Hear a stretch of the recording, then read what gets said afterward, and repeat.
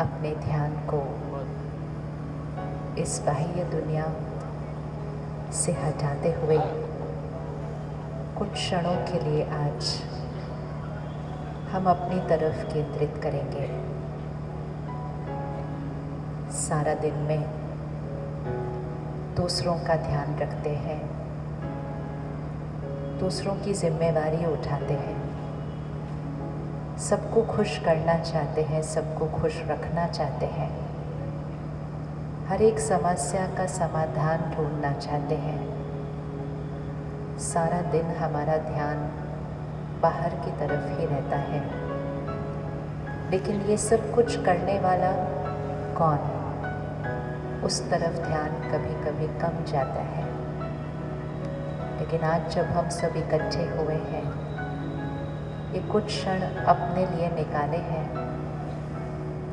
तो अगले 1 घंटे में ध्यान सिर्फ और सिर्फ और सिर्फ अपने पर रखना। मेरी सोच, मेरी भाव और भावनाएं, मेरे शब्द, मेरे व्यवहार, मेरे संस्कार, मेरे कर्म, ये सब कुछ मेरा भाग्य बनाते हैं। तो जिससे मेरा भाग्य बनता है, तो मुझे सिर्फ भाग्य पर नहीं, भाग्य जिससे बनता है उस पर ध्यान देना होता है। तो अपना ध्यान केंद्रित करें यहाँ, जहाँ हम तिलक लगाते हैं।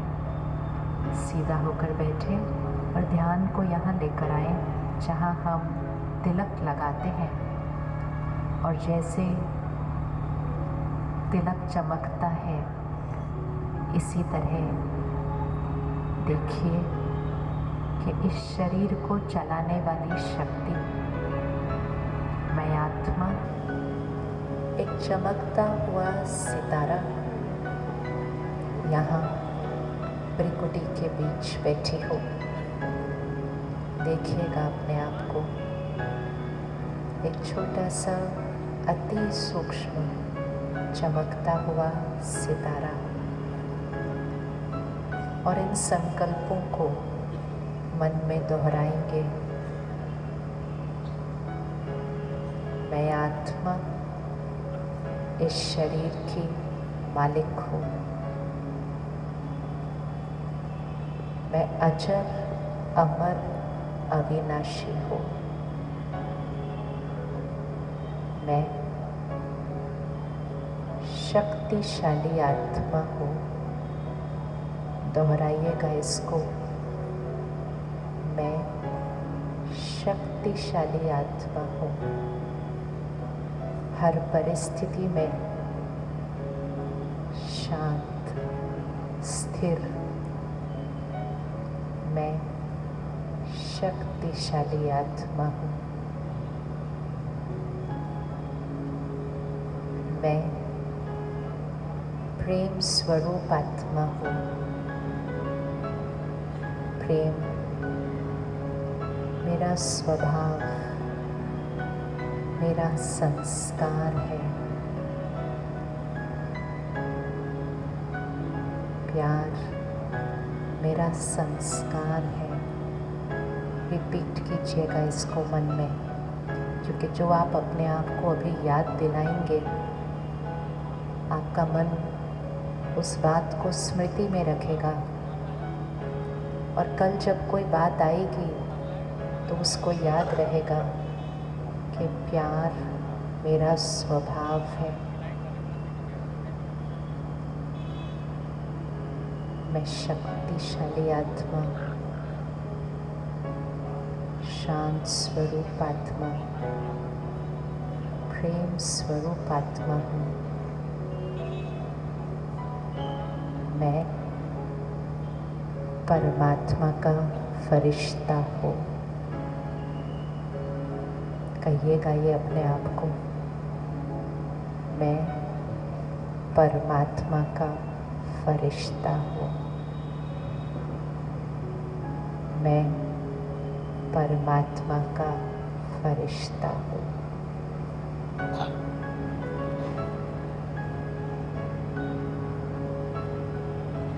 ओम शांति, ओम शांति। हम सब एक बार मिल के ये कहेंगे, मैं परमात्मा का फरिश्ता हूँ। बोलिए एक बार, सभी बोलिए एक बार। इसको फील करके बोलना है। इसका मीनिंग क्या है? मैं परमात्मा का फरिश्ता हूँ। बोलिए। ओहो, ऐसे लगता है 10 लोग बैठे हैं ग्राउंड के अंदर सिर्फ। मैं परमात्मा का फरिश्ता हूँ। चीखना नहीं पड़ता लेकिन उस बात को दोहराने से क्या होता है, जो भी हम सोचते हैं, बोलते हैं, वो यहाँ पर रिकॉर्ड हो जाता है। अब हाथ उठाइएगा। बोल तो दिया हमने, लेकिन कौन कौन बनना चाहता है फरिश्ता? आपकी फ़ोटो खींच गई और फ़ोटो खींच के टीवी पर भी आ जाएगी और आपका परिवार भी देखेगा कि हमने हाथ उठाया कि हम परमात्मा के फरिश्ते हैं। आज दुनिया में फरिश्ता ढूंढ रहे हैं लोग। कहते कौन मेरे जीवन में फरिश्ता बनकर आएगा।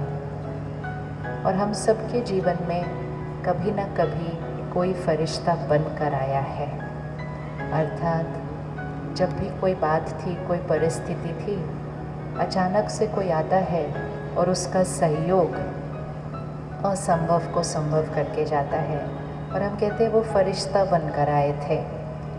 फरिश्ते की जो सबसे स्पेशल क्वालिटी होती है वो ये होती है, वो जो करता है उसके रिटर्न में उसको कुछ चाहिए नहीं होता। राइट? यही होगा ना फरिश्ता। इसलिए वो आता है, करता है और उड़कर चला जाता है। आप में से भी सब कभी ना कभी किसी के जीवन में उनके लिए फरिश्ता ज़रूर बने होंगे। पहले हाथ उठाओ वो जिन्होंने ये अनुभव किया कि आपके जीवन में कोई फरिश्ता बनकर आया। चाहे छोटी बात, कोई बड़ी बात कभी कभी बहुत छोटी भी होती है कि आपके जीवन में कोई फरिश्ता बनकर आया। अच्छा, सबके हाथ खड़े हो गए। Very good. इसका मतलब दुनिया में बहुत सारे फरिश्ते हैं। और अब हाथ उठाओ वो जो किसी और के लिए फरिश्ता बने हैं। उठाओ, इसमें कोई अहंकार की बात नहीं होती है। अगर कभी कहीं भी किसी के लिए उठाओ, ये साइड ने उठा दिया, ये साइड ने नहीं उठाया। इसका मतलब कलयुग के, इस घोर कलयुग के अंतिम समय में भी चारों तरफ फरिश्ते ही फरिश्ते, फरिश्ते ही फरिश्ते। कितने फरिश्ते हैं देखो। और लोग कहते हैं दुनिया देखो कैसी हो गई है। हम सब फरिश्ते बने हैं, कोई हमारे लिए फरिश्ता बना है। ये प्रूफ है इस बात का कि आत्मा का जो निज संस्कार है वो पवित्रता है, वो प्योरिटी है, निस्वार्थ भाव है। हम में से किस किस को खुशी चाहिए? हाथ उठाइए। और किस किस को प्यार भी चाहिए? अच्छा। और किस किस को शांति भी चाहिए? अच्छा, चलो 3 ही चीज़ें ले लेते हैं। खुशी भी चाहिए, प्यार भी चाहिए, शांति भी चाहिए। और जिनसे आपको चाहिए वो भी आपके साथ बैठे और उन्होंने भी हाथ खड़ा कर लिया। अब क्वेश्चन मार्क तो ये होगा ना कि मुझे भी चाहिए, इनको भी चाहिए। जब दोनों को चाहिए तो फिर हम कौन सी डायरेक्शन में खड़े हो गए? ऐसे करो अपना हाथ, चाहिए चाहिए, मुझे चाहिए चाहिए, करो करो। जब चाहिए तो फिर हाथ ऐसे करना पड़ेगा, देखना पड़ेगा ये कैसा फील होता है ये करने के लिए। मुझे प्यार चाहिए, मुझे खुशी चाहिए, मुझे शांति चाहिए। कैसा लग रहा है ऐसा खड़े होके? अच्छी फीलिंग है ऐसे वाली? नहीं। अब चेक करो कौन सा ज़्यादा बेटर लगता है, चाहिए चाहिए या मैं सबको देने वाली आत्मा। ये अच्छा लग रहा है या ये अच्छा लग रहा है? कौन सा अच्छा लग रहा है? तो कौन रेडी है अभी आज ऐसे ऐसे से ऐसे बनने के लिए? फरिश्ता ऐसा वाला नहीं होता। फरिश्ता कैसा वाला होता है? देने वाला होता है। हम सब जब देवी देवताओं को देखते हैं, महान आत्माओं को, संत आत्माओं के चित्र को देखते हैं, तो उनका हाथ हमेशा कैसे होता है? हाथ हमेशा कैसे होता है? और देवी देवताओं को तो दोनों हाथ से देता हुआ दिखाते हैं, ऐसे ऐसे। अभी हमने पिछले हफ्ते श्री लक्ष्मी जी का आह्वान किया, दोनों हाथ कैसे, ऐसे। उसके पहले हमने 9 देवियों का आह्वान किया, दोनों हाथ कैसे, ऐसे। और हम कहते हैं कि वो हमारी कुल देवी है, कुल देवता है। तो हम किसके कुल के हैं? जिनके हाथ ऐसे हैं। और हमने अपने हाथ कैसे बना लिए? जैसे ही हम अपने संस्कारों के विपरीत हो जाएंगे तो जो हमारा निज गुण और संस्कार था वो हमें अनुभव नहीं होगा। तो आज का पहला होमवर्क, आज बहुत सारे होमवर्क ही करेंगे हम। आज का सबसे पहला होमवर्क, सिर्फ बोलने में शुरू करेंगे फिर वो होता जाएगा। सबसे पहला होमवर्क है चाहिए चाहिए बंद करते हैं और उसकी जगह हम कहते हैं मैं सबको प्यार देने वाली आत्मा हूँ। मुझे प्यार चाहिए नहीं, मैं सबको प्यार देने वाली आत्मा हूँ। मुझे खुशी चाहिए नहीं, मैं सबको सुख देने वाली आत्मा हूँ। मुझे शांति चाहिए नहीं, मैं शांत रहकर सब जगह शांति फैलाने वाली आत्मा हूँ। कौन सी वाली बनना है? देने वाली बनना है ना? कहीं ना कहीं बचपन से एक छोटी सी कंडीशनिंग हो गई जिसने हमें कहा मिलता है तब अनुभव होता है, कि जब कोई मुझे प्यार देता है तब मुझे प्यार मिलता है। वास्तविकता वो नहीं है। अभी हम करके देखते हैं। आप में से किसी ने पिछले हफ्ते में गुस्सा किया एक बार भी? अच्छा किया ना, सबने कब कुछ ने आज सुबह भी किया होगा। अब सिर्फ उस सीन को सामने लेकर आना। हाथ ऐसे करो दोनों। लेफ्ट हैंड वो है जिसको डांट पड़ी और राइट हैंड है हम जिसने डांटा, जिसने गुस्सा किया। अब सिर्फ इसको देखना, जब हमने इनको गुस्सा किया, हम गुस्सा कर रहे थे, ये डांट खा रहे थे, तो वो जो गुस्से की एनर्जी है वो पहले किसको मिली? डांटने वाले को या डांट खाने वाले को? जिस हाथ को मिली उसको हिला दो, फिर पता चलेगा आपका आंसर क्या है। इसको मिली ना, पर हम तो किसको दे रहे थे? हम तो इसको दे रहे थे, तो इसको मिलनी चाहिए थी। अगर हम उस समय बीपी चेक करें, पल्स चेक करें, तो किसकी बदली हुई होगी? डांटने वाले की या डांट खाने वाले की? उसी से पता चल जाएगा कि किसको वो वाली एनर्जी मिल रही है, क्योंकि जिसको वो एनर्जी मिल रही है उसके शरीर पर ही वो असर पड़ेगा। फिक्स कर लीजिएगा इसको। जो दे रहा है वो कभी भी उसके प्रभाव से बच नहीं सकता है। जो दे रहा है वो उस एनर्जी के प्रभाव से कभी नहीं बच सकता है, चाहे उसकी मन की स्थिति, चाहे उसके शरीर पर उसका प्रभाव। देने वाले पर हमेशा प्रभाव पड़ता है। अब जिसको मिल रहा है, ठीक है, जिसको वो गुस्सा मिल रहा है, क्या उसके पास कोई चॉइस है? लेने वाले के पास कोई चॉइस है? एक चॉइस है, हमने इसके ऊपर शोर मचाया, इसने भी हम पर शोर मचाया, एक चॉइस है। दूसरी चॉइस है, हमने शोर मचाया, ये चुप रहे।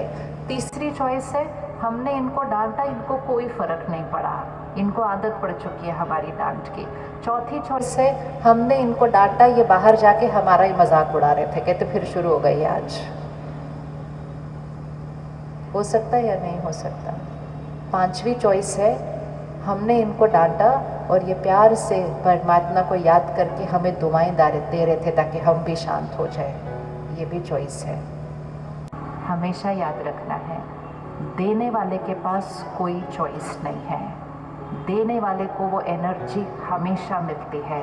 लेने वाले के पास चॉइस है कि उसको लेना है या नहीं लेना है, लेकिन देने वाले के पास कोई चॉइस नहीं है। तो जो भी हम जीवन में अनुभव करना चाहते हैं, सिंपल तरीका है, हमें उसको देना शुरू करना पड़ेगा। देते हुए ही वो एनर्जी हमारे थ्रू चलने वाली है, लेने के टाइम नहीं। तो चाहे हम डांटे, ज़रूरी नहीं है उनको बुरा लगे। चाहे हम किसी के लिए बहुत अच्छा बोलें, हम उसको बहुत सम्मान दें, बहुत मान दें, हम बहुत अच्छी एनर्जी उनको दे रहे हैं, लेकिन अगर सामने वाले का मूड खराब है तो कहेगा पता नहीं आज ज़्यादा ही खुश है, ज़्यादा ही मीठा मीठा बोल रहे हैं, मालूम नहीं अब ये कुछ ज़रूर मांगेंगे मेरे से, इसके बाद पक्का इनको कुछ चाहिए मेरे से।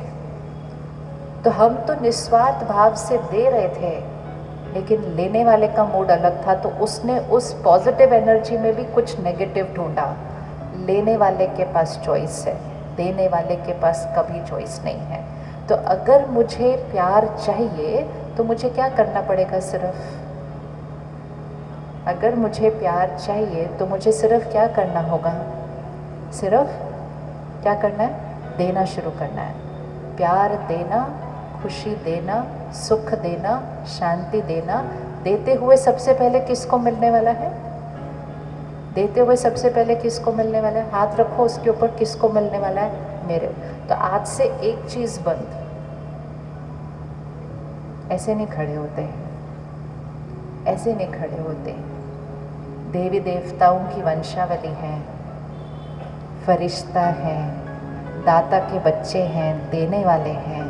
तो देने वाले कभी भी लेने वाली साइड पे नहीं खड़े होते। अभी जब पिछले हफ्ते दिवाली गई, हम सब ने स्वास्तिक बनाया होगा। स्वास्तिक बनाया सबने? उसको बनाइए अभी मन में, उसका सिंबल देखिए कैसा दिखता है स्वास्तिक। 4 भाग है, ठीक है, बन गया। 4 भाग है। अब 4 भाग बनाने के बाद हम क्या करते हैं? बिंदी, फिर बिंदी, फिर बिंदी, फिर बिंदी। 4 भाग बनाते हैं और फिर बिंदी लगाते हैं। इस 4 भाग के इस चिन्ह को कहा जाता है स्वास्तिक, अर्थात स्व का अस्तित्व। पहला भाग, हाथ कैसे है? ये है पहला भाग। हाथ कैसे है? ऐसे, ठीक है। दूसरा भाग, हाथ नीचे चला जाता है, ऐसे। तीसरा भाग, हाथ ऐसे होता है। और चौथा भाग, हाथ ऐसे होता है। करिए एक बार, देखिए ऐसे। ये पहला भाग है। दूसरा भाग, तीसरा भाग, चौथा भाग। ये स्वास्तिक समय का चक्र दिखाता है। जैसे सुबह, दोपहर, शाम, रात होती है, इसी तरह सृष्टि के चक्र पर 4 युग आते हैं। सतयुग आता है, त्रेता युग आता है, द्वापर युग आता है और कलयुग आता है। सतयुग कैसा था? हाथ कैसा था? सतयुग कैसा था? हाथ कैसा था? क्या कर रहे हैं हम? ये हम क्या कर रहे हैं? दे रहे हैं, दे रहे हैं, दुआएं दे रहे हैं। इसलिए सतयुगी आत्मा को देवी देवता कहा जाता है। उसी को कहा जाता है आदि सनातन देवी देवता धर्म। आदि सनातन देवी देवता धर्म मतलब देने वाला धर्म, जहाँ हर आत्मा दिव्य है, डिवाइन है, कंप्लीट है, भरपूर है। और जो भरपूर है वो क्या करता जाएगा? देता जाएगा, देता जाएगा। फिर आता है त्रेता युग, तो हाथ क्या हुआ? नीचे, मतलब देना थोड़ा कम। फिर हुआ द्वापर युग। द्वापर युग में हाथ कैसे हो गया था? द्वापर युग में हाथ कैसे हुआ? तो देने वाली आत्मा क्या बनती गई? चाहिए चाहिए। और कलयुग में हाथ कैसे हो गया? किसको मार रहे हैं? कलयुग में हम किसको मार रहे हैं? आप में से कभी किसी ने किसी को मारा? नहीं मारा ना। लेकिन सबसे ज़्यादा हम सारा दिन किसको मारते हैं? उंगली रखो, किसको मारते हो सारा दिन सबसे ज़्यादा? ओ, मतलब हमें पता है ना हम मारते हैं अपने आप को। कैसे मारते हैं? अपनी सोच से अपने आप को कष्ट देते जाते हैं, देते जाते हैं, देते जाते हैं, अपने आप को दुख देते जाते हैं। तो सबसे ज़्यादा हम किसको मारते हैं? यहाँ मारते हैं अपने आप को। ये घोर कलयुग है। तो सतयुग, त्रेता युग, द्वापर युग, कलयुग। कलयुग के बाद कौन सा युग आएगा? कलयुग के बाद कौन सा युग आएगा? ओ बोलो, आवाज़ नहीं आ रही। कौन सा युग आएगा? सतयुग आएगा। ये कलयुग किसने लाया? हम में से किसी ने कंट्रीब्यूट किया कलयुग लाने में? मैंने तो किया, आपने किया हो तो हाथ उठाओ। कलयुग लाने में कंट्रीब्यूट किया कि नहीं कंट्रीब्यूट किया? कैसे कंट्रीब्यूट किया हमने कलयुग लाने में? काम, क्रोध, लोभ, मोह, अहंकार, ईर्ष्या, द्वेष, नफरत, लोभ, लालच, निंदा, आलस्य, ये जब हमारे संस्कार बने, कलयुग आ गया। किसने बनाया कलयुग? मैंने बनाया। सतयुग कौन बनाएगा? सतयुग कौन बनाएगा? अब हाथ उठाओ, जिम्मेवारी का हाथ। सत्युग कौन बनाएगा? मैं। कितना और आसान कितना है सत्युग बनाना। ऐसे वाले हाथ को कैसा वाला हाथ करना है? बस इतना चेंज किया, सृष्टि बदल जाएगी।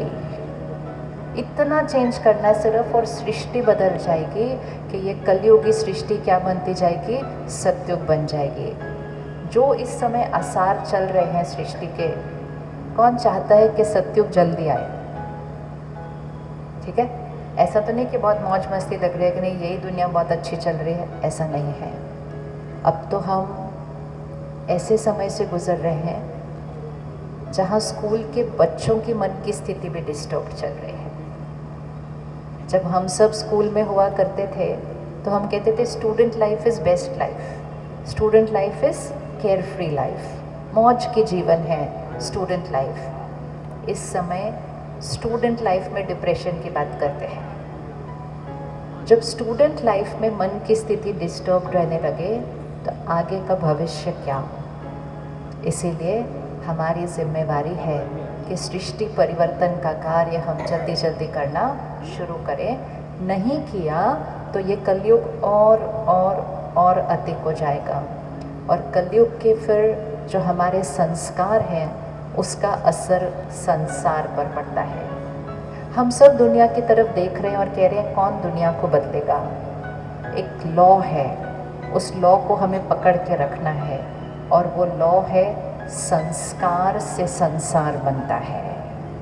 किससे बनता है? संस्कार से संसार बनता है। चाहे वो हमारा घर है, काम कारोबार है, व्यवहार है, संस्कार से संसार बनता है। अगर मेरे संस्कार कलयुगी संस्कार हैं तो मेरा संसार कलयुग है, और अगर मेरे संस्कार सत्युगी हैं तो मेरा संसार सत्युग है। तो सबसे पहले मुझे सत्युग कहाँ बनाना है? सृष्टि पे नहीं बनाना है। मुझे सत्युग कहाँ बनाना है? सत्युग कहाँ बनाना है? मुझे यहाँ सत्युग बनाना है।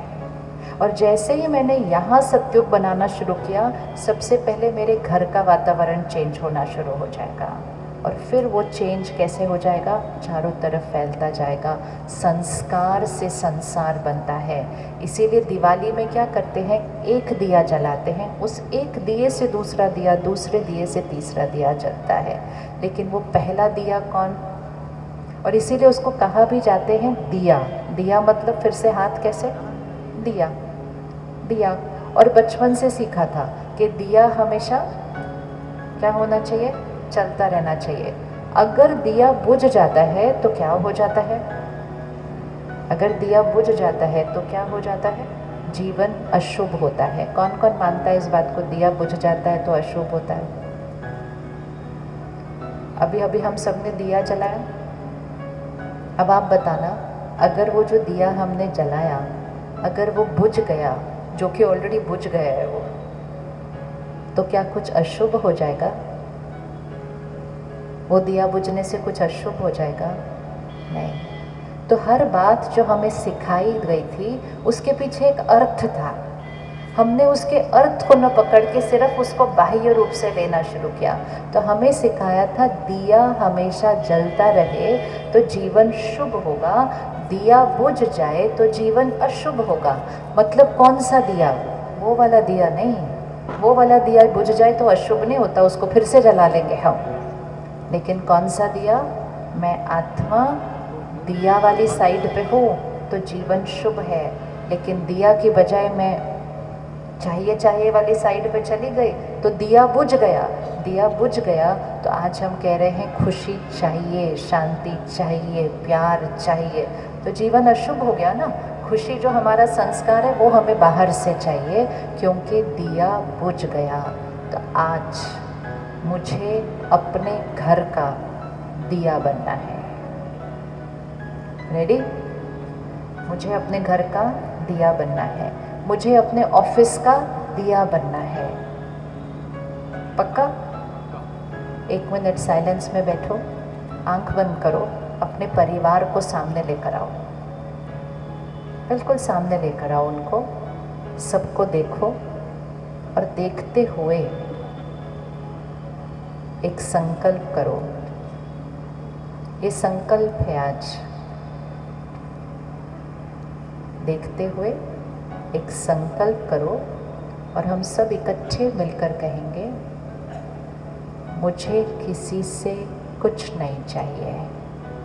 बोलिए, मुझे किसी से कुछ नहीं चाहिए। बोलिए, बोलना है शब्दों में, मुझे किसी से कुछ नहीं चाहिए। ओहो, आप बोल क्यों नहीं रहे? मुझे किसी से कुछ नहीं चाहिए। मैं सबको देने वाली आत्मा हूँ। बोलिए, फिर से बोलेंगे, जो आगे बैठे हैं वो भी बोलेंगे, मुझे किसी से कुछ नहीं चाहिए। मुझे किसी से कुछ नहीं चाहिए। मैं सबको देने वाली आत्मा हूँ। मैं सबको देने वाली आत्मा हूँ। अब इसको क्या करना है हमें जाने के बाद? रेडी हैं करने के लिए सभी? फिर हम सीखेंगे कि कैसे करना है। कौन कौन रेडी है ये करने के लिए? मुझे चाहिए नहीं, क्या क्या चाहिए होता है सारा दिन? प्यार चाहिए, सम्मान चाहिए, नाम चाहिए, मान चाहिए, शान चाहिए, आपको मेरा कहना मानना चाहिए, चाहिए चाहिए चाहिए लिस्ट। और जितना चाहिए चाहिए कि लिस्ट पर खड़े रहते हैं, भरपूर होने के बजाय और ही क्या होते जा रहे हैं? आज हम अगर भरपूरता को देखते हैं तो सिर्फ बाहर की भरपूरता को चेक करते हैं कि हम कितने भरपूर हैं।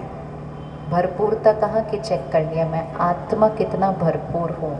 इस आत्मा को एक बैटरी की तरह देखें, ठीक है? इधर एक बैटरी है, भरपूर आत्मा मतलब बैटरी चार्ज्ड, और जितना भरपूर होंगे उतना ऑटोमेटिकली देने वाले बन जाएंगे। देने वाला बनने के लिए सबसे पहले मुझे याद करना होगा कि मैं हूँ कौन। हम चाहिए की तरफ तब जाते हैं जब हम अपने आप को एक रोल, एक रिश्ता, एक उम्र, एक शरीर समझते हैं, तो हमें चाहिए होता है। सबसे पहले ये स्मृति, अपने आप को मैं कौन हूँ ये याद दिलाना। आज दिन तक हम शरीर को अपने सुबह सुबह उठकर शीशे में देखते हैं और शीशे में देखकर कहते हैं मैं आज कैसी लग रही हूँ। कहते हैं कि नहीं कहते? कौन कहता है शीशे में देखकर अपने आप को मैं आज कैसी लग रही हूँ? फिर कोई हमसे पूछता है अपना परिचय दीजिए, तो हम कहते हैं मैं डॉक्टर हूँ, मैं इंजीनियर हूँ। हम अपने प्रोफेशन को मैं कह देते हैं। फिर हम कहते हैं मैं किसी की माँ हूँ, मैं किसी की पत्नी हूँ। हम अपने रिश्ते को मैं कह देते हैं। हम इतनी चीज़ों को मैं कहते हैं और जो मैं है वो याद नहीं है। ये शरीर मैं है या मेरा है? ये शरीर मैं है या मेरा है? आप बताइए, मैं है या मेरा है? पक्का?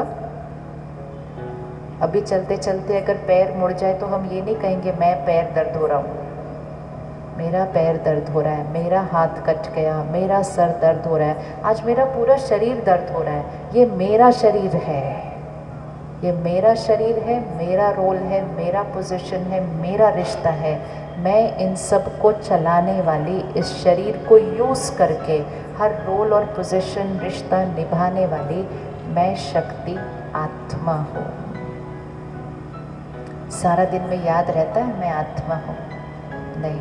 आत्मा हूँ कब याद रहता है? जब कोई शरीर छोड़ता है, हम वहाँ जाते हैं तो हमें आत्मा याद आता है, या कोई भूत की पिक्चर देखते हैं तो आत्मा याद आता है। बाकी सारा दिन मैं आत्मा हूँ वो ये नहीं याद रहता है।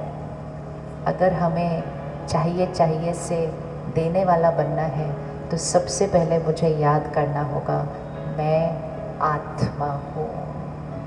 अब दूसरी चीज़ जो मुझे याद आएगी, जब मुझे याद आएगा कि मैं आत्मा हूँ तो मुझे ये स्मृति आएगी वो भी कौन है? वो आत्मा है। अब 1 मिनट फिर से आंख बंद कीजिए, मैं आपको कुछ संकल्प दूंगी, आप उसको विजुअलाइज कीजिएगा, ठीक है? आंख बंद कीजिए। कल सुबह आप अपनी गाड़ी या स्कूटर पर बैठकर किसी के ऑफिस जाते हैं। देखिए अपने आप को, आप उस कंपनी के या उस कॉलेज के या कहीं भी जो भी एक ऑफिस है उसके गेट पर पहुंचते हैं। अपने आप को उस गेट पर देखिएगा। वहाँ एक भैया खड़े हैं जो बहुत प्यार से आपको सलाम करते हैं, नमस्ते करते हैं, आपके लिए गेट खोलते हैं।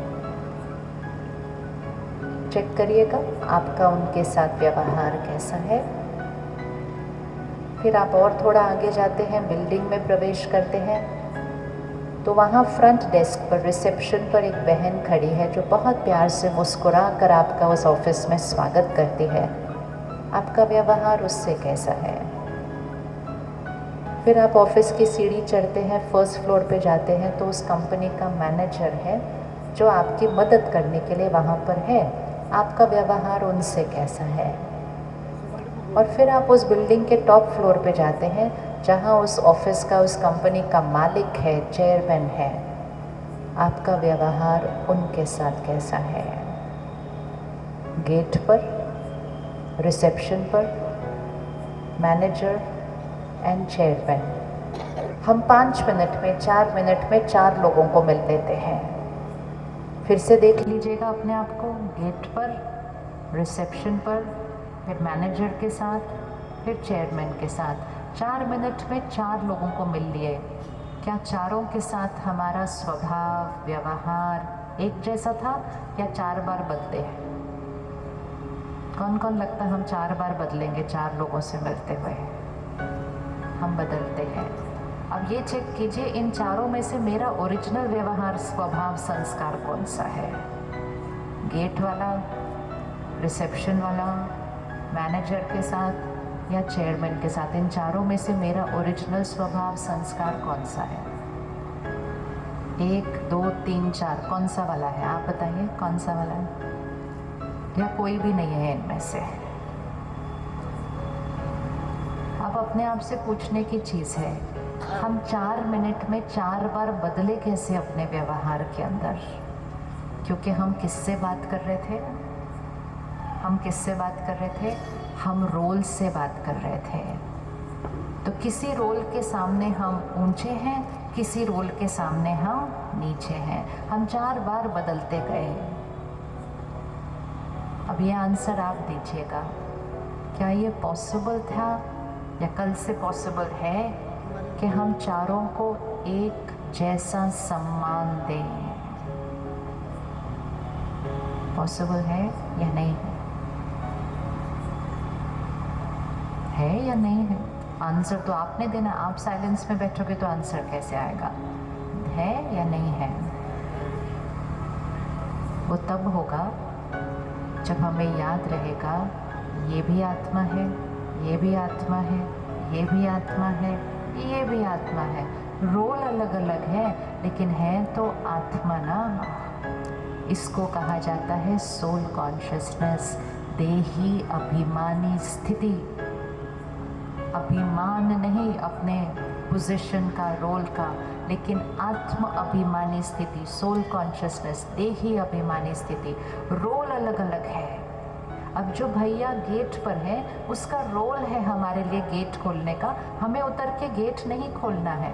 बाह्य रोल अलग अलग है लेकिन सम्मान तो चारों के लिए एक हो सकता है ना। ऐसे थोड़ी किसी को नीचा देखेंगे तो किसी को ऊपर देखेंगे। ऐसे करते करते हम अपने निज संस्कार और गुण से परे होत गए, क्योंकि हम किसी के सामने इधर तो किसी के सामने इधर, तो कैसे ऐसे। दूसरा होमवर्क आज का, पहला होमवर्क क्या था? शिफ्ट। दूसरा होमवर्क, हर एक से संपर्क में आते हुए, हर एक से मिलते हुए, हर एक से बात करते हुए याद रखें, ये आत्मा है। मैं आत्मा आत्मा से मिल रही हूँ, मैं आत्मा आत्मा से बात कर रही हूँ, मैं आत्मा आत्मा के साथ काम कर रही हूँ। कर सकते हैं? कर सकते हैं? कौन कौन कर सकता है अभ्यास ये? जितना ये करते जाएंगे पता है क्या कम होता जाएगा? अहंकार। अहंकार, ईगो, जो सारे विकारों की जड़ है। और वो अहंकार किस चीज़ का जड़ है? मैं फला हूँ। कौन हूँ मैं? रिश्ता, रोल, पोजीशन। वो सिर्फ मेरा रोल है। आज है, कल बदलेगा। रोल है सेवा करने के लिए, लेकिन करने वाला मैं सोल हूँ, मैं आत्मा हूँ, वो मेरा रोल है। तो हर आत्मा के लिए रिस्पेक्ट, रोल के लिए रिगार्ड। रिगार्ड मतलब बाह्य, किसी के लिए हम खड़े हो रहे हैं, किसी के लिए हम बैठ रहे हैं, किसी के लिए हम दरवाज़ा खोल रहे हैं, किसी के लिए हम कुर्सी रख रहे हैं, ये बाह्य रिगार्ड होता है।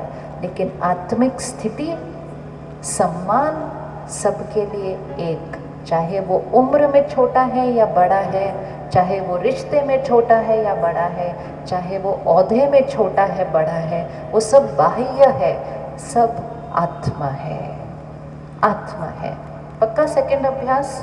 यस एवरीबडी, सभी, मैं आत्मा हूँ, वो आत्मा है। अब जैसे ये याद रहेगा, एक बहुत इम्पोर्टेंट चीज़ और याद आ जाती है। मैं आत्मा अजर अमर अविनाशी हूँ। एक दिन मैं आत्मा ये शरीर छोड़ूंगी। किस किस को पक्का है हम छोड़ेंगे? हाँ, इसमें सब हाथ उठाते हैं। देखो, ये एक चीज़ है जो पक्की है, इसकी हर 100% गारंटी। हम में से मेजॉरिटी ने अपनी इंश्योरेंस करवाई होगी, विल भी लिखवाई होगी कि मेरे जाने के बाद पीछे कोई प्रॉब्लम नहीं आनी चाहिए, करी होगी ना ऐसे सब कुछ। पीछे क्या सब ठीक रहे इसका तो हम ध्यान रखते हैं। अब साथ साथ आज ये ध्यान रख ले कि आगे मेरे साथ क्या जाएगा उसका भी ध्यान रखा जाए। तो सबको पक्का है कि हम जाने वाले हैं।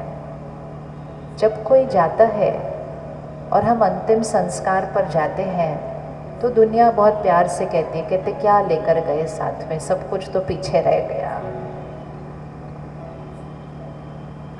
खाली हाथ आते हैं, खाली हाथ जाते हैं, सारे कहते हैं उस दिन।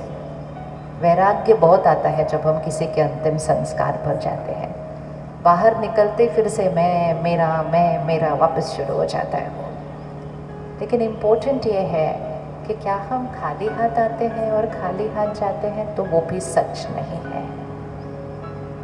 जब हम यहाँ से शरीर छोड़ेंगे, एक सेकंड में मैं आत्मा शरीर छोड़ूंगी, मैं आत्मा माँ के गर्भ में प्रवेश करूंगी। कुछ महीनों के बाद एक बच्चा पैदा होगा और जैसे ही बच्चा पैदा होगा, एक दो दिन के अंदर आपको पंडित जी उसकी जन्म पत्री बना कर देंगे और जन्म पत्री में बच्चे का भाग्य बताया जाएगा। ये होगा 10 साल बाद, ये होगा 20 साल बाद, ये होगा। अभी तो उस बच्चे ने कोई कर्म ही नहीं किया है, तो फिर जन्म पत्री किस आधार से बनी?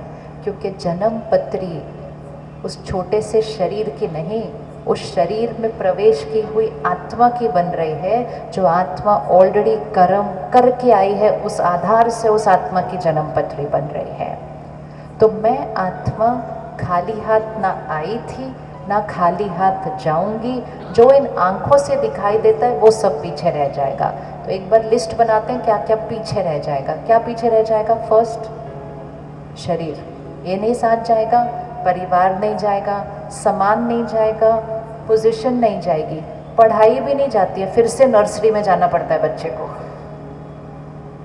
अभी 20 साल पढ़ो पढ़ो पढ़ो पढ़ो, इतना पढ़ो, शरीर छोड़ दिया, फिर से नर्सरी में जाना पड़ता है। पढ़ाई भी साथ नहीं जाती है, बातें भी साथ नहीं जाती हैं, जितने हम इतना उलझते रहते हैं। एक सेकंड में सारी बातें भी पीछे रह जाती हैं। एक ही चीज़ साथ जाती है, मेरे कर्म और मेरे संस्कार। और इसीलिए जब बच्चा पैदा होता है, अभी उसको किसी ने सिखाया नहीं है बहुत ज़्यादा, लेकिन फिर भी आपको हर बच्चा अलग दिखाई देगा। कोई बच्चा बहुत शांत रहता है, कोई बच्चा बहुत रोता रहता है, कोई बच्चा अपने खिलौने सबके साथ शेयर करता है, कोई बच्चा अपनी चीज़ों को ऐसे पकड़ के रखता है, कोई बच्चा नए आए हुए मेहमान के पास आराम से चला जाता है, कोई बच्चा नयों के पास बिल्कुल नहीं जाता है। उस बच्चे को सिखाया नहीं गया है अभी ये सब कुछ। वो संस्कार वो बच्चा लेकर आया है, और जैसे जैसे वो बच्चा बड़ा हो रहा है, आपको उसके संस्कार दिखाई दे रहे हैं। तो कौन सी चीज़ लाइफ में सबसे ज़्यादा इम्पोर्टेंट है? कौन सी चीज़ सबसे इम्पोर्टेंट है? मेरे संस्कार और मेरे कर्म मेरा भाग्य अभी भी बना रहे हैं, और जब मैं आत्मा शरीर छोड़ूंगी, यही मेरे साथ जाकर मेरा भाग्य आगे भी बना रहे हैं। तो सब कुछ करते हुए हमारी फर्स्ट प्रायोरिटी कौन सी रहनी चाहिए लाइफ के अंदर? मेरे संस्कार और मेरे कर्म। अब जैसे ये बात याद आ गई, अब दूसरों को समझना बहुत आसान हो जाएगा। अपने घर चलिए 1 मिनट मन से, और अपने बच्चों को देखिए, किस किस को ये अनुभव है कि आपके बच्चों के कुछ संस्कार बिल्कुल आप जैसे नहीं है, एकदम अलग है। हाथ उठाइए जिनके बच्चों के संस्कार आपसे अलग है, अलग है। और अगर आपके 2 बच्चे हैं या 3 बच्चे हैं, उनके संस्कार एक दूसरे से अलग है, वो हाथ उठाइए जिनके बच्चों के संस्कार एक दूसरे से अलग है। अब एज ए पेरेंट, माता पिता, ये तो बात मन में आनी चाहिए ना कि दोनों मेरे बच्चे हैं, इसी घर में पले, वही परवरिश मिली, वही पालना मिली, वही धन मिला, सब कुछ एक सेम स्कूल में भी गए वो। और कई बार तो ये भी हो सकता है जुड़वा है, दिखने में भी एक जैसे, शरीर भी एक जैसा है, लेकिन सिर्फ 2 चीज़ें उनकी अलग अलग होती हैं, एक उनके संस्कार और दूसरा उनका भाग्य, क्योंकि वो कर्म भी अलग अलग करके आए हुए हैं। तो लोगों को समझना बहुत आसान हो जाता है। जैसे हमें याद आ गया कि मैं आत्मा हूँ, दूसरी चीज़ जो हमें समझनी है कि ये आत्मा के संस्कार बनते कैसे हैं। इसको पक्का याद रख लेना, हर आत्मा के 5 प्रकार के संस्कार हैं, 5 टाइप्स। जैसे एक सीडी है, उस पे 5 फोल्डर हैं, दिख रहा है, ध्यान रखना, ये 5 वाले आपको याद करने हैं, क्योंकि इससे हमें लोगों को समझना बहुत आसान हो जाएगा। हर आत्मा के 5 प्रकार के संस्कार होते हैं। पहले संस्कार फोल्डर, जो आत्मा अपने पूर्व जन्मों से लेकर आई है, और इसीलिए बच्चा पैदा होते ही उसके पास संस्कार हैं। इस साल में कई शहरों में बाढ़ आई, कुछ लोगों ने उस बाढ़ में शरीर छोड़ा। पिछले कुछ दिनों में कई ट्रेन के हादसे हुए, उसमें कुछ लोगों ने शरीर छोड़ा। कुछ देशों में युद्ध चल रहे हैं, बहुत संख्या में आत्माएं उसमें शरीर छोड़ रही हैं। एक सेकंड सिर्फ चेक कीजिए, इसमें से कोई भी सीन आप अपने सामने लेकर आइए। एक आत्मा उस सीन में शरीर छोड़ती है जहाँ चारों तरफ पानी ही पानी है, पानी पानी है, और वो आत्मा अपने परिवार के साथ कहीं गई है और सडनली पानी पानी है, और वो सब परिवार उसके हाथों से छूटता जा रहा है। वो अपने आप को संभालने की कोशिश कर रही है, लेकिन खुद भी नहीं संभल रही, वो भी नहीं संभल रहे। घर घर टूट गया, बह गया, लोग बह गए, और उस क्षण वो आत्मा शरीर छोड़ देती है। अब सिर्फ चेक करना, जैसे ही उस आत्मा ने उस क्षण शरीर छोड़ा, यहाँ पे क्या रिकॉर्ड हुआ, यहाँ पे क्या रिकॉर्ड हुआ। अब वो आत्मा जाकर माँ के गर्भ में प्रवेश करती है। कुछ महीनों के बाद एक बच्चा पैदा होता है, और माता पिता बहुत एक्साइटेड हैं कि हम इस बच्चे को क्या बनाने वाले हैं। वो माता पिता कहते हैं हमने इस बच्चे को स्विमर बनाना है, क्योंकि हमें स्विमिंग बहुत अच्छी लगती है। जब वो बच्चे की आयु 3-4 वर्ष की होती है, वो उसको स्विमिंग पूल पर लेकर जाते हैं। वो बच्चा क्या करेगा स्विमिंग पूल को देखकर? क्या करेगा वो स्विमिंग पूल को देखकर? खुश होगा? ऑटोमेटिक पानी को देखते ही वो डर कर घबरा कर भाग जाएगा वहाँ पर। क्या किसी को समझ में आएगा कि वो क्यों डरा पानी से? नहीं। माता पिता देखकर उसको परेशान हो जाएंगे, चिंता हो जाएंगे, कितना डरपोक बच्चा है, उसको बोलेंगे। फिर उसकी तुलना दूसरे बच्चों से करेंगे, वो बच्चे देखो वो तो कितना अच्छे से स्विमिंग पूल कर रहे, तुमको क्या है, तुम इतने डरपोक हो। चिंता करेंगे, परेशान होंगे, दूसरों से तुलना करेंगे, और कुछ लोग उस बच्चे का मजाक भी उड़ाएंगे। और अगर उस समय कोई उनको धीरे से आकर कहे, आपको पता है 3 साल पहले उधर वो बाढ़ आई थी, इस आत्मा ने ना उसमें शरीर छोड़ा था। अभी तक वो पेरेंट क्या कह रहा था, ऐसे कैसे हो सकता है, मेरा बच्चा ऐसे कैसे हो सकता है, ऐसे कैसे हो सकता है। जैसे ही एक बात पता चली, इमीडिएटली वो पेरेंट क्या कहेगा, अच्छा फिर तो नेचुरल है पानी से डर लगना। होगा या नहीं होगा चेंज होगा या नहीं होगा? सिर्फ एक बात अगर याद आ जाए, ये मेरा बच्चा नहीं, ये आत्मा है, ये आत्मा है, ये अपने संस्कार, अपने पूर्व अनुभव, अपने पूर्व कर्म, वो रिकॉर्डिंग लेकर आई है, इसलिए वो जैसे हैं आज, वो पूर्व किसी परिस्थितियों की वजह से वैसे बने हैं, तो फिर उनको समझना क्या हो जाएगा, उनको समझना आसान हो जाएगा। नहीं तो सारा दिन में हम कितनी बार लोगों को कहते हैं तुम ऐसे कैसे हो सकते हो, वो कहते हैं आप ऐसे कैसे हो सकते हो, फिर हम कहते हैं हम आपको बिल्कुल नहीं समझ सकते, वो कहते हैं हम भी आपको बिल्कुल नहीं समझ सकते, और फिर हम कहते हैं हम एक दूसरे को समझ नहीं सकते, क्योंकि हम एक दूसरे को किस नज़रिए से समझने की कोशिश कर रहे हैं। तुम बच्चे हो, तुम ऐसे होने चाहिए, तुम पति हो पत्नी हो, तुम ऐसे होने चाहिए। लोग रोल नहीं हैं, लोग उस रोल को प्ले करने वाली सोल है, आत्मा है। अब एक बार आंख बंद कीजिए और अपने परिवार के सदस्यों को देखिए एक अलग नजरिए से। वो आत्मा है, एक लंबी यात्रा पर है, पता नहीं क्या क्या देख कर आए हैं।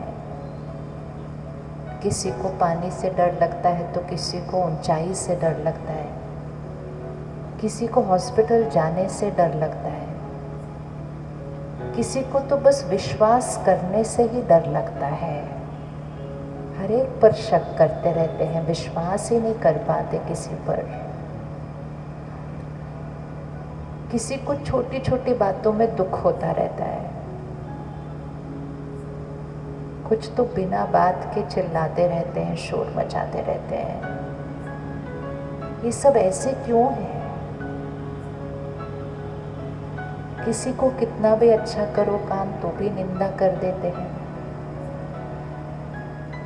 और दूसरा आंख बंद करके विश्वास कर पाते हैं। ये सब इतने अलग क्यों हैं एक दूसरे से? अब उनको सामने लेकर आइए, किसी एक को सिलेक्ट कीजिए जिसके लिए मेरे मन ने कई बार उनके संस्कार को देखकर कहा ये ऐसे कैसे हो सकते हैं, ये ऐसे क्यों हैं। चिंता की उनके लिए, क्योंकि परिवार है ना हमारा, हमें चिंता होती है उनके लिए। अब उनको सामने देखना, ऐसे देखना उनको, लेकिन चेहरा नहीं, शरीर नहीं, आत्मा है वो। और उस आत्मा को देखकर कहिएगा, सबसे पहले उनसे क्षमा मांगे, क्योंकि हम आज तक उनको समझ नहीं पाए थे। हमने इतनी बार कहा आप कैसे हो ऐसे, मैं आपको बिल्कुल नहीं समझ सकते। क्षमा मांगे और सबसे पहले लाइन उनसे कहें, आई अंडरस्टैंड यू, मैं आपको समझती हूँ। अब क्या समझते हैं हम समझते हैं कि यह आत्मा है, अपनी जर्नी पर है, अपने संस्कार अपने साथ लेकर आई है। आई अंडरस्टैंड यू, मैं आपको समझती हूँ। दूसरा संकल्प कीजिए, आई एक्सेप्ट यू, मैं आपको स्वीकार करती हूँ। स्वीकार करना मतलब आज से उनके उस संस्कार पर प्रश्नचित्त नहीं होना, ये क्यों, क्या, कैसे, ऐसे कैसे हो सकते हैं। पहला उनको समझना, दूसरा उनको स्वीकार करना, और तीसरा संकल्प, मैं आपको दुआ देती हूँ। पहला I accept, I understand you, दूसरा आई एक्सेप्ट यू, तीसरा आई ब्लेस यू, मैं आपको समझती हूँ, मैं आपको स्वीकार करती हूँ, मैं आपको दुआ देती हूँ। और अब आपने इसको सिलेक्ट करना है, अभी जिस गुण की उस आत्मा में कभी दिखाई देती है, जैसे किसी के अंदर डर है तो उसको हम दुआ देंगे, आप शक्तिशाली निडर आत्मा है। जिस चीज़ की कमी है उस संकल्प में दुआ में देना है, आप शक्तिशाली निडर आत्मा है। कोई अगर परेशान नाराज़ रहता है उसको संकल्प दुआ देना है, आप शक्तिशाली स्वरूप आत्मा है। कोई अगर सम्मान नहीं देता है, निंदा बात करता है, उसको संकल्प देना है, आप शक्तिशाली प्रेम स्वरूप आत्मा है। दीजिए वो दुआ उनको, आज बहुत ज़रूरी है। उसको संकल्प देना है, आप शक्तिशाली प्रेम स्वरूप आत्मा है। दीजिए वो दुआ उनको, आज बहुत ज़रूरी है। उससे उनका संस्कार बदल जाएगा। आज दिन तक जो कमज़ोर संस्कार उनके अंदर था, उसी को ही बार बार दोहराते रहे और दोहराने से वो संस्कार और पक्का होता जाता था। आज जिस संस्कार को हमें उनके अंदर भरना है, उसको दोहराइए, आप शक्तिशाली, निडर, प्रेम स्वरूप, शांत स्वरूप आत्मा है। हाथ उठाइए, किस किस को मिला कि हमें कौन सी दुआ देनी है, उनको मिल गया आपको कौन सी देनी है। ये रोज़ करना है अगले थोड़े दिन के लिए। क्या होता है, वो आत्मा एक घाव लेकर आई है, हमें घाव का कारण नहीं समझ में आता, लेकिन हमें वो कमज़ोर संस्कार दिखाई देता है और हम बार बार उस कमज़ोर संस्कार के बारे में ही सोचते हैं और वर्णन करते हैं। जब हम उस कमज़ोर संस्कार के बारे में बार बार सोचेंगे और वर्णन करेंगे, तो वो संस्कार क्या होता जाएगा? जिस संस्कार के बारे में हम सोचेंगे और वर्णन करेंगे, तो वो संस्कार क्या होता जाएगा? वो और पक्का होता जाएगा। करते हैं कि नहीं हम करते हैं? हम कहते हैं बहुत गुस्से वाले हैं, दूसरा कहते हैं हाँ बहुत गुस्से वाले हैं, तीसरा कहते हैं बचपन से ही गुस्सा करते हैं, चौथा कहते हैं गुस्सा ही लेकर आए थे। तो बार बार कौन से शब्द का उच्चारण किया जा रहा है? गुस्सा। कोई कहता है ये डरपोक है। तो उस कमज़ोर संस्कार का वर्णन करेंगे तो वो कमज़ोर संस्कार और गहरा होता जाएगा। हमारे पास शक्ति है कि हम उसके घाव को ठीक करके हम क्या करें? हम उस संस्कार को बदल दें। जैसे थोड़े दिन पहले कोई आए थे सेंटर पर भैया मिलने के लिए। जब वो पैदा हुए थे तो 2-3 साल की आयु में कुछ पता चला कि उनके शरीर के मसल्स में कुछ कमज़ोरी थी। डॉक्टर ने कहा ये ठीक नहीं हो सकता कभी भी, और डॉक्टर ने ये भी कहा कि धीरे धीरे धीरे ये और कमज़ोर होता जाएगा, मसल्स और कमज़ोर होते जाएंगे और कमज़ोर होते जाएंगे। उन्होंने बहुत डॉक्टर्स को दिखाया, बहुत डॉक्टर्स को दिखाया, सब ने कहा नहीं ये और कमज़ोर होता जाएगा, इसका कोई इलाज नहीं है इस मसल्स का। सिर्फ एक जने ने वो स्वीकार नहीं किया और वो था उस बच्चे की माँ। उसने नहीं स्वीकार किया इस बात को और उसने कहा आप सबको जो बोलना है बोलो, ये मेरा शक्तिशाली। और उसने बहुत सारे अच्छे अच्छे शब्द उसके बेटे के लिए उसने रख लिए। डॉक्टर ने कहा इसको मालिश नहीं करना, इसका कोई फ़ायदा नहीं होने वाला। उस माँ ने क्या किया, दिन में 2 बार 3 बार वो करती गई करती गई करती गई, लेकिन सिर्फ करती नहीं गई, उसके साथ वो शब्दों का उच्चारण करती गई करती गई करती गई, जो वो बल उस बच्चे में भरना चाहती थी। आज वो बच्चा सिर्फ नेशनल लेवल पे नहीं, इंटरनेशनल लेवल पर रेसलर है भारत का। तो ये होता है हमारा प्रभाव, हम किस शब्द का उच्चारण करते हैं। हम कमज़ोरी का उच्चारण करेंगे तो कमज़ोरी ही बढ़ती जाएगी, चाहे शरीर में है, चाहे स्वभाव में है, चाहे संस्कार में है। लेकिन अगर हमें याद रहेगा कि ये आत्मा है, किसी परिस्थिति में ये संस्कार बना है, तो हम उसके विपरीत संस्कार का बार बार उच्चारण करेंगे संकल्प में, शब्दों में, तो वो संस्कार बदलता जाएगा। रेडी हैं करने के लिए अपने घर में? किसी एक को सिलेक्ट कर लो आज और उसके ऊपर ये प्रयोग करना शुरू करो कि जो कमज़ोरी है उसका उच्चारण नहीं करना, जो शक्ति भरना चाहते हैं उसका उच्चारण करना, मन में भी और शब्दों में भी। तो पहला सेट ऑफ संस्कार कौन सा है, फोल्डर कौन सा है? पूर्व जन्म से आए हुए संस्कार। दूसरे सेट ऑफ संस्कार कौन से हैं? जो उस बच्चे को, उस आत्मा को माता पिता से और परिवार से मिलते हैं। संस्कार कौन सी आयु से बच्चों को मिलने शुरू करते हैं? जब वो आत्मा गर्भ में प्रवेश करती है तब।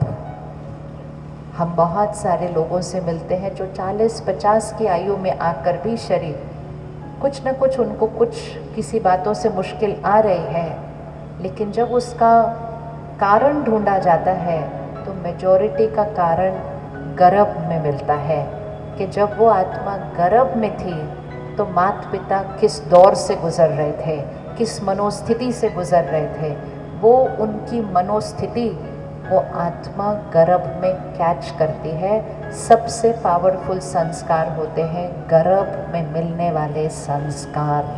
अगर गर्भ में ध्यान रखा जाए कि आत्मा को क्या मिल रहा है, तो जैसे जैसे बच्चा बड़ा हो रहा है आपको मेहनत कम करनी पड़ेगी। जब 20-30 साल पहले जब आत्मा गर्भ में प्रवेश होती थी तो माँ को क्या सिखाया जाता था? अच्छा अच्छा सुनो, अच्छा अच्छा पढ़ो, देवी देवताओं के चित्र सामने लगाए जाते थे, ऐसा बच्चा आएगा आपके घर। आजकल किसके चित्र देख रहे हैं? आजकल किसके चित्र देख रहे हैं? आजकल क्या सुन रहे हैं, पढ़ रहे हैं? और फिर कहते हैं आजकल के बच्चे ऐसे क्यों हैं? क्या दिया उनको जब वो गर्भ में थे? आत्मा को कौन से संस्कार दिए? तो सेकंड जो सेट ऑफ संस्कार है वो है माता पिता परिवार से मिले हुए संस्कार। तीसरे जो टाइप ऑफ संस्कार है वो है वातावरण से जो बनते हैं संस्कार। हम किस देश में, शहर में, मोहल्ले में, स्कूल में, संग का रंग दोस्त। और आजकल तो हमारा संग किस तरह चलता है हमारे साथ, हमारी जेब में है। कौन है हमारा सबसे ज़्यादा संग आजकल? संग का रंग सबसे ज़्यादा किससे लग रहा है आजकल? जो हम सुनते पढ़ते देखते हैं उसका रंग हम पर लगता जा रहा है उस फ़ोन से। तो वो है तीसरे प्रकार के संस्कार। चौथे प्रकार के संस्कार, मैं आत्मा पूर्व जन्मों से, परिवार से, वातावरण से कोई भी संस्कार बना हो, मैं आज डिसाइड करूं मैं अपना संस्कार चेंज कर सकती हूँ। उसको कहते हैं विल पावर, इच्छा शक्ति से बनाया गया संस्कार। और सबसे इम्पोर्टेंट है पांचवें प्रकार के संस्कार जो 5th फोल्डर में है, वो एक ही है जो सबके पास सेम है और उसमें है 7 संस्कार। अब ये हम सबको याद कर लेने हैं। पहला फोल्डर कौन सा था? पूर्व जन्म से आए संस्कार, दूसरा परिवार, तीसरा वातावरण, चौथा इच्छा शक्ति, पांचवा 7 संस्कार हैं उसके अंदर जो हर आत्मा के वो संस्कार हैं। वो 7 संस्कार में पहला संस्कार है पवित्रता। मैं पवित्रता का स्वरूप, मैं पवित्र आत्मा हूँ। हर एक कहिएगा एक बार, मैं पवित्र आत्मा हूँ। दूसरा शांति, ये हर आत्मा का संस्कार है, मैं शांत स्वरूप आत्मा हूँ। तीसरा सुख, हैप्पीनेस, खुशी जो हम ढूंढ रहे हैं वो हमारा संस्कार है, मैं सुख स्वरूप आत्मा हूँ। मैं शक्तिशाली आत्मा हूँ, मैं ज्ञान स्वरूप आत्मा हूँ, मैं प्रेम स्वरूप आत्मा हूँ। ये जो हम ऐसे खड़े हुए हैं मुझे प्यार चाहिए नहीं, मैं प्रेम स्वरूप आत्मा हूँ, मैं आनंद स्वरूप आत्मा हूँ। सतो गुणी आत्मा अर्थात हर आत्मा के 7 गुण, 7 संस्कार परमानेंट है हर आत्मा के पास। पवित्रता, शांति, शक्ति, सुख, प्यार, ज्ञान, आनंद, ये 7 संस्कार हर आत्मा के पास है। हम सतो गुणी आत्मा है। जैसे ये कपड़ा सफ़ेद है, अब हम सब अगर कल सुबह सफ़ेद रंग का वस्त्र पहनते हैं, हम शुरू में दिन की शुरुआत में सबका ड्रेस सेम है, लेकिन पूरा दिन काम, कारोबार, सेवा करते करते रात तक हर एक की ड्रेस पे छोटे छोटे थोड़े थोड़े दाग लग जाते हैं। लेकिन हर एक पे जो दाग लगेगा ड्रेस पे वो अलग अलग होगा। लेकिन आज हमारी छोटी सी गलती ये हुई है कि हम उस दाग को ही अपना स्वभाव समझ बैठे हैं। वो दाग हमारा स्वभाव नहीं, वो पवित्र शुद्ध जो स्वच्छता है वो हमारा स्वभाव है, वो हमारा निज संस्कार है। इसलिए शांति प्यार खुशी चाहिए नहीं, शांति प्यार खुशी देने वाली आत्मा हो। तो ये सारे संस्कार हमारे पास हैं, लेकिन जब कोई परिस्थिति आएगी मैं आत्मा कौन से संस्कार को यूज़ करती हूँ, वो चॉइस किसकी है? वो चॉइस किसकी है? वो चॉइस मेरी है। अब मोस्ट इम्पोर्टेंट, इसको यूज़ कैसे करना है? जब आप यहाँ से बाहर जाएंगे, आप अपनी गाड़ी निकालेंगे, स्कूटर निकालेंगे, बहुत सारी इधर उधर पार्क्ड होगी, कोई ऐसे आएगा कोई ऐसे आएगा, हो भी सकता है किसी की गाड़ी के साथ टक्कर लग जाए, हो सकता है किसी की थोड़ी ज़ोर से भी लग जाए। परिस्थिति आई, छोटी सी है, कोई बड़ी बात नहीं है, परिस्थिति आई। अब जैसे ही परिस्थिति आई मेरे पास चॉइस है, इरिटेट होना है, गुस्सा होना है, दुखी होना है, परेशान होना है, या शांति से उस सीन का सामना करना है। ये चॉइस मेरे पास है या नहीं है? है या नहीं है? किसको लगता है ये चॉइस मेरे पास है, और किसको लगता है इसमें मेरी कोई गलती नहीं है, गाड़ी को टक्कर हुई, बुरा तो लगना ही था? चॉइस है या नहीं है? है या नहीं है? कौन कौन सोचता है? अच्छा, तो अगर आज आपकी गाड़ी स्कूटर को टक्कर लगी, आप शांति से क्रॉस कर लेंगे उस सीन को? क्या होता है, हम कहते हैं शांति चाहिए।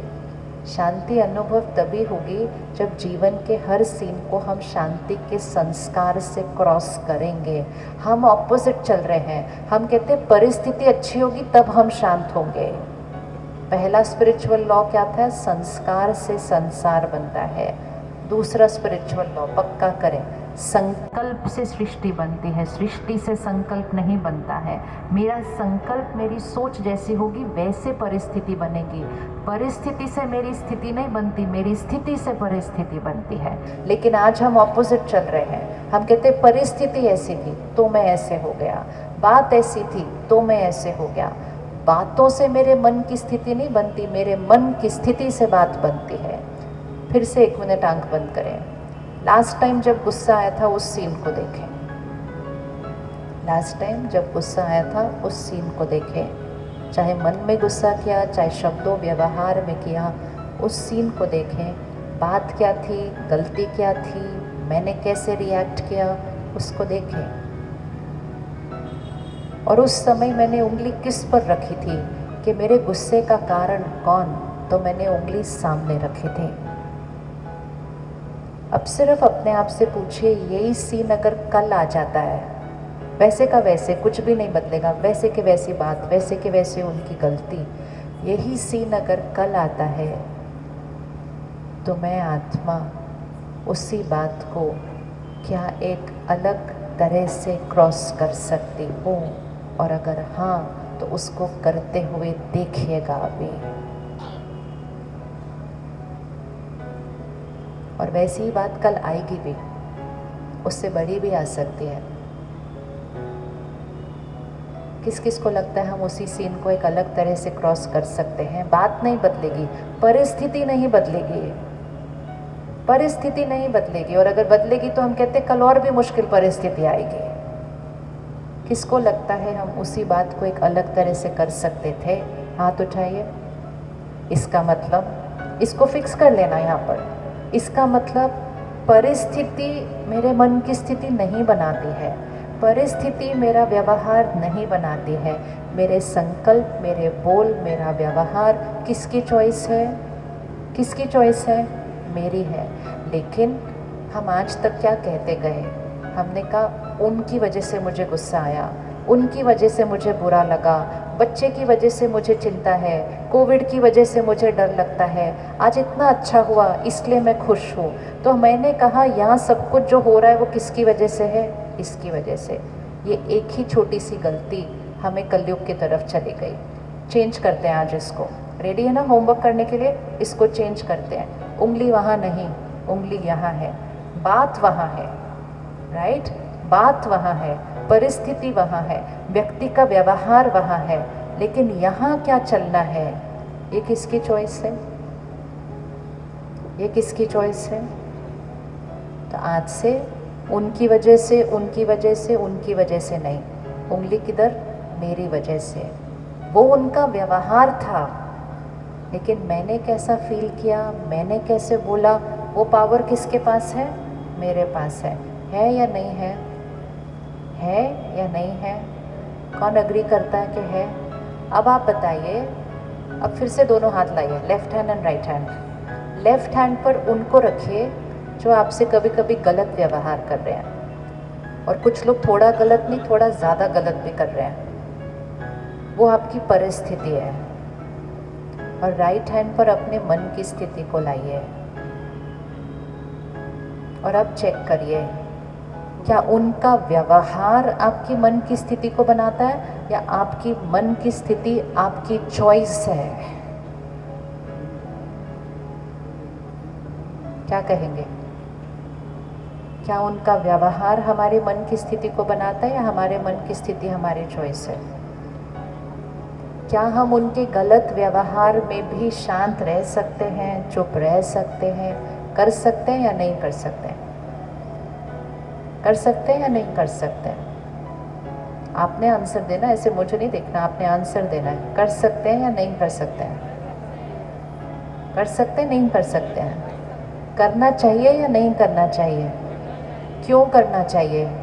इसलिए करना चाहिए क्योंकि उनका व्यवहार मेरा भाग्य नहीं बनाता, मेरा स्वभाव मेरा भाग्य बनाता है। हम उनकी गलती को लेकर अपने कर्मों को बिगाड़ते जा रहे हैं, और अपने कर्मों को बिगाड़ कर अपने संस्कारों को भी बिगाड़ रहे हैं, अपने शरीर के स्वास्थ्य को भी बिगाड़ रहे हैं, क्योंकि यहाँ जो चल रहा है उसका असर हमारे ऊपर होता है। होता है या नहीं होता? होता है या नहीं हो रहा? हो रहा है ना? हो रहा है। अब अगर वो मेरे साथ गलत कर रहे हैं, क्या हम उनके साथ अच्छा कर सकते हैं? हम उनको दुआएं दे सकते हैं?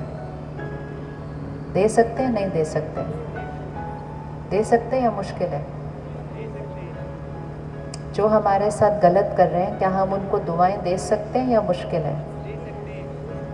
आवाज़ नहीं आ रही। दे सकते, नहीं दे सकते? नहीं दे सकते? अच्छा, चलो करके देखते हैं। आंख बंद करो 1 मिनट, फिर से देखते हैं दे सकते हैं कि नहीं दे सकते हैं। सिर्फ मैं बोलती जाऊंगी, आप सिर्फ रिपीट करना, बेमन से ही सही। मन नहीं कर रहा, रिपीट तो कर ही सकते हैं, रिपीट ही करना है सिर्फ। उनको सामने लेकर आओ, और जैसे जैसे मैं बोलूँ आप सिर्फ दोहराते जाना उसको। अब तक जो हुआ उसको बिंदी लगाते हैं, बात को ख़त्म करते हैं। बोलिए, अब तक जो हुआ। बोलिए अच्छे से, आवाज़ आनी चाहिए क्योंकि यहाँ रिकॉर्ड हो रहा है। अब तक जो हुआ उसको बिंदी लगाते हैं, उसको बिंदी लगाते हैं। नहीं दीदी माइक पे नहीं बोलो, उनकी आवाज़ चाहिए। अब तक जो हुआ उसको बिंदी लगाते हैं, बात को ख़त्म करते हैं। आप आंख बंद करके उनको देखते रहना, उनको बोल रहे हो आप ये बात। मैं आपको क्षमा करती हूँ, मैं आपको आज से दुआएं दुआएं दुआएं देती हूँ, दुआएं दुआएं दुआएं देती हूँ। फिर से एक बार बोलते हैं, बात को ख़त्म करते हैं, मैं आपको क्षमा करती हूँ, आपने जो मेरे साथ किया आपके साथ उससे भी ज़्यादा गलत हो।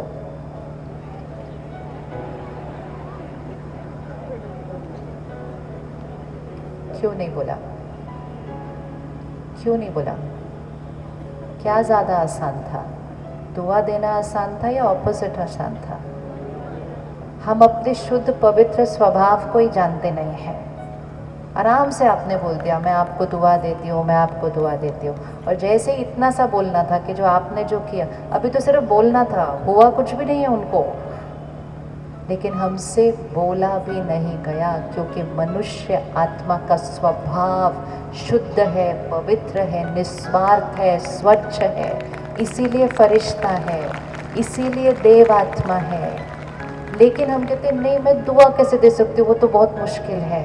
वो तो आसानी से दे दिया। अब हमने क्यों देना है? क्योंकि सबसे इम्पोर्टेंट चीज़ जो हमें याद रखनी है, वो जो कर रहे हैं वो उनका संस्कार, उनका कर्म। मैं जो सोच रही हूँ वो मेरा संस्कार, मेरा कर्म बनता जा रहा है, और मेरा संस्कार और कर्म मेरा भाग्य बना रहा है। अब क्या होता है, वो कुछ कर रहे हैं लेकिन मैं दर्द में, दुख में, चिंता में, नाराज़गी में करते गए, तो वो वाइब्रेशन उन तक तो गई, लेकिन सबसे पहले वो वाइब्रेशन ने किसका नुकसान किया? उसने मेरा नुकसान किया है। बातों को पकड़ के रखा, किसका नुकसान हुआ? मेरा नुकसान हुआ। और नुकसान सिर्फ इधर नहीं होता है, यहाँ से वो वाइब्रेशन शरीर को जा रही है। आज बहुत सारे डॉक्टर्स हैं जो दिल के रोग का इलाज करते हैं, कैंसर का इलाज करते हैं, और वो इस पर रिसर्च कर रहे हैं कि जो भी उनके पास पेशेंट्स आते हैं, क्योंकि आजकल ये कैंसर भी बहुत ज़्यादा बढ़ चुका है, तो जो उनके पास पेशेंट्स आते हैं वो उनसे पूछते हैं कि आपके जीवन में पिछले 3-4 साल में कुछ हुआ था? एंड मेजॉरिटी का आंसर यस होता है। जीवन में कुछ होता है, लेकिन जीवन में जो होता है उसके लिए हम यहाँ दर्द कर लेते हैं, और जब यहाँ दर्द हो जाता है, यहाँ बात पकड़ लेते हैं और उसको पकड़े हुए रखते हैं, तो यहाँ जो ब्लॉकेज बनती है, यहाँ जो क्लॉट बनता है, यहाँ जो ट्यूमर बनता है, उसका प्रभाव मेरे शरीर पर पड़ता रहता है, और उसका असर कुछ सालों के बाद जो यहाँ बन रहा था वो यहाँ बन जाता है। जब हम यहाँ से क्षमा करते हैं, उस बात को ख़त्म करते हैं, उन्होंने जो किया उसके कर्म का परिणाम तो उनके पास फिर से आने ही वाला है, लेकिन क्षमा करके हम अपने कर्मों को ठीक करके अपने संस्कारों को बदल लेते हैं और अपने शरीर को स्वास्थ्य दे देते हैं। ये हम अपने लिए कर रहे हैं, हम ये किसी और के लिए नहीं कर रहे हैं। इसका परिणाम हमको मिलने वाला है। क्षमा करना चाहिए या नहीं करना चाहिए? करना चाहिए, नहीं करना चाहिए? करना चाहिए। बात को ख़त्म करना चाहिए या पकड़ के रखना चाहिए? एक क्षण में मैं आत्मा शरीर छोड़ूंगी। पिछले इस साल के अंदर आप ज़रूर किसी न किसी को जानते होंगे जिसने अचानक शरीर छोड़ा है, जो रात को सोए सुबह नहीं उठे, जो अभी अभी ठीक थे अभी अभी कोलैप्स किए। पता है या नहीं पता है कोई ना कोई? इसका मतलब आत्मा को समय नहीं मिलता है अपने हिसाब किताब को ठीक करने का। तो मुझे इसको कैसे रखना है? इसको स्वच्छ रखना है, साफ रखना है, बेदाग रखना है।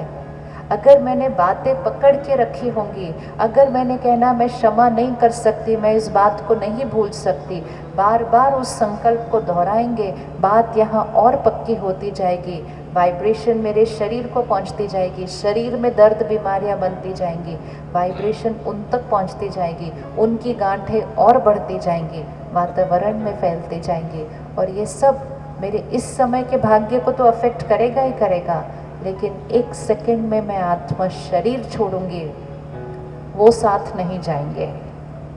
जो बात हुई थी वो भी साथ नहीं जाएगी, लेकिन जो मैंने यहाँ पकड़ के रखा वो मेरे साथ जाएगा। लेके जाना है साथ में दर्द, लेके जाना है अपने साथ में दर्द। और जब हम ये अपने साथ लेकर जाते हैं, और फिर जब पंडित जी हमारी जन्म पत्री बनाते हैं, फिर कहते हैं वैसे तो ये अच्छा है, ये अच्छा है, ये अच्छा है, लेकिन ये वाली बात बहुत भारी है। वो भारी कौन लेकर आया था अपने साथ? वो भारी कौन लेकर आया था अपने साथ? हम लेकर आए थे। बातों को पकड़ना या बातों को एक सेकंड में छोड़ना, ये सिर्फ एक सोच है, सिर्फ एक संकल्प है। घाव भी हम नहीं दिया था अपने आप को, वो हमें घाव नहीं दे सकते। वो सिर्फ यहाँ खड़े होकर हमारे साथ गलत व्यवहार कर सकते हैं। यहाँ जो चलता है उसका कंट्रोल हमारा है, चॉइस हमारी है, उनकी नहीं। लेकिन हमने उस दिन क्या रिकॉर्ड किया? हमने कहा उसने मेरा अपमान किया, उसने मुझे दुख दिया, उसने सिर्फ वहाँ खड़े होकर जो बोलना था बोला। यहाँ क्या चलना था वो चॉइस मेरी है। करें क्षमा उनको आज के साथ में लेकर जाना है। किस किस का मन है साथ में लेकर जाने का? किसी का भी नहीं। तो ख़त्म तो करना पड़ेगा ना। परमात्मा सिखाते हैं कि जीवन ऐसी जियो ताकि अभी अगर शरीर छोड़ना पड़े तो बिल्कुल साफ हो, कोई हिसाब किताब साथ में लेकर नहीं जाना है, सबको चुप तो करके रखना है, रेडी टू लीव, पैक करके रेडी रहना चाहिए। अभी 7:30 बजे हैं, अगर हमें ये पता चल जाए कि आज रात को हमने 10 बजे शरीर छोड़ना है, क्या करेंगे? क्षमा करेंगे 10 बजे से पहले या नहीं करेंगे? कौन कौन 10 बजे से पहले क्षमा करना चाहेगा जाने से पहले? अच्छा, क्षमा कर भी लेंगे, क्षमा मांग भी लेंगे, शुक्रिया भी कर लेंगे, बहुत सारे काम कर लेंगे हम 2.5 घंटे के अंदर। लेकिन कभी कभी वो 2.5 घंटे नहीं मिलते हैं। अच्छा, ये भी हो सकता है कि हम नहीं छोड़ रहे, उन्होंने छोड़ दिया, तब कैसे ठीक करेंगे हम हिसाब किताब को? तो हिसाब किताब को जाते समय ठीक नहीं करना होता है, हिसाब किताब को जीते हुए ठीक करना है। जो जीते हुए ठीक रहेंगे वो ही जाते हुए आसानी से जाएंगे। जीते हुए बोझ के साथ रहेंगे तो बोझ को ही अपने साथ आगे लेकर जाएंगे। तो जीते हुए हल्का रहेंगे तो फिर जाएंगे भी आराम से, हल्के ही जाएंगे, उड़ते हुए जाएंगे। तो कब क्षमा करना है? जाने के समय या अभी? और वैसे अगर एक बार अपने आप से पूछा जाए, जाने के टाइम क्यों क्षमा करना है? अब तो वो फिर से मिलने नहीं वाले हमारे को, जब मिल रहे थे तब तो हमने क्षमा किया नहीं, जाने के टाइम क्यों करना है? क्योंकि हर आत्मा को निज पता है, क्योंकि मैंने अगर क्षमा नहीं किया तो ये दर्द, ये घाव, ये बोझ मेरे साथ आगे जाने वाला है। इसलिए करें क्षमा। फिर करें क्षमा, करें कि नहीं करें? कौन कौन रेडी है करने के लिए? पक्का? चाहे बात कितनी भी बड़ी हो, क्षमा करना नहीं करना ना बात पे डिपेंडेंट नहीं होता, और कौन है उस पे भी डिपेंडेंट नहीं होता। वो सिर्फ मेरी एक सोच है। हमें लगता है मेरे से नहीं होगा क्षमा, मुश्किल लगता है कई बार, उसके लिए कुछ नहीं करना है। हमने 2-3 संकल्प लिखने हैं, अभी यहाँ फिट कर लो, याद करने हैं, और हमें हर रोज़ उसको दोहराना है। मैंने बहुत बार कहा था, उन्होंने मुझे दुख दिया, उन्होंने मेरे साथ गलत किया, ये बात मैं कभी नहीं भूलूंगी, मैं उनको क्षमा कभी नहीं कर सकती। इतनी बार बोला, इतनी बार बोला, यहाँ रिकॉर्ड हो गया, घाव बन गया। अब मुझे उसके ऊपर संकल्प तोड़ता है, जैसा लोहा लोहे को तोड़ता है, संकल्प को तोड़ता है। अब हम उसके ऊपर संकल्प करेंगे, बात खत्म हुई, मैं उनको क्षमा करती हूँ, मैं उस बात को यहाँ से फिनिश करती हूँ, और मेरी तरफ से उनको दुआएं दुआएं और दुआएं। 4 संकल्प, चलो एक बार रिपीट करते, यहाँ पे फिट हो जाना चाहिए। और आज से अगले 1 महीने तक हम उसको रोज़ सुबह और रात को एक बार दोहरा देंगे। इतना कर सकते हैं? 10 सेकंड लगते हैं, उससे ज़्यादा नहीं लगेंगे, 10 सेकंड। फर्स्ट संकल्प, बात को फिनिश करते हैं, मैं आत्मा इस बात को ख़त्म करती हूँ, बिंदी लगाती हूँ। दूसरा संकल्प, मैं आत्मा उनको क्षमा करती हूँ। तीसरा संकल्प, मैं आत्मा उनको यहाँ से रिलीज़, फिनिश करती हूँ। चौथा संकल्प, मैं आत्मा उनको दुआएं देती हूँ, दुआएं देती हूँ, दुआएं देती हूँ। मेरा पुराना हिसाब किताब ख़त्म ख़त्म ख़त्म। आज से नया हिसाब किताब, सिर्फ दुआएं दुआएं और दुआएं। कर सकते हैं? ये आसान है, 4 लाइनें बोलना बहुत आसान है, बच्चों को भी सिखा दो वो भी कर लेंगे, इतना आसान है। अब ये हर जो लाइन है ये एक संकल्प है, और हर संकल्प एक कर्म है। हमने अपने संकल्पों को बदलना है, कर्म बदल जाएंगे, कर्म बदल गए, भाग्य बदल जाएगा, आत्मा स्वच्छ होती जाएगी, भाग्य अभी भी बदल जाएगा। और जब मैं आत्मा शरीर छोड़ूंगी तो मेरे साथ कोई गांठें नहीं जाएंगे। जब हम अंतिम संस्कार पर जाते हैं तो बाहर आकर पंडित जी हर एक को छोटी छोटी लकड़ी देते हैं और कहते हैं इसको तोड़ो अभी ऐसा। उसको तोड़ना मतलब मेरा आपका हिसाब किताब क्या हुआ? टूटा। पर वो हिसाब किताब लकड़ी तोड़ने से थोड़ी टूटता है, वो तो हमें सिखाया जाता है कि हिसाब किताब में गांठें बांध के नहीं रखनी है, हल्का लाइट रखना है।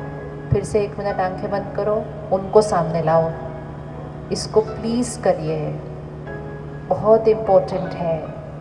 हम कहते हैं क्यों इतनी बीमारियां बढ़ रही हैं, हम कहते हैं क्यों रिश्ते टूट रहे हैं, क्यों लोग दुखी रहते हैं, उसका एक ही कारण है, बातें पकड़ के रखी हुई हैं। आत्मा की शक्ति को घटाते जा रहे हैं। देखो उनको और बोलो, बीती सो बीती, बिंदी लगाई, बात को मैं खत्म करती हूँ। मैं आत्मा आपको क्षमा करती हूँ। पुराना हिसाब किताब खत्म। आज से एक नया कर्मों का हिसाब किताब शुरू करते हैं। मेरी तरफ से आपको दुआएं, दुआएं और सिर्फ दुआएं। आज रात को सोने से पहले इसको एक बार फिर से करिएगा।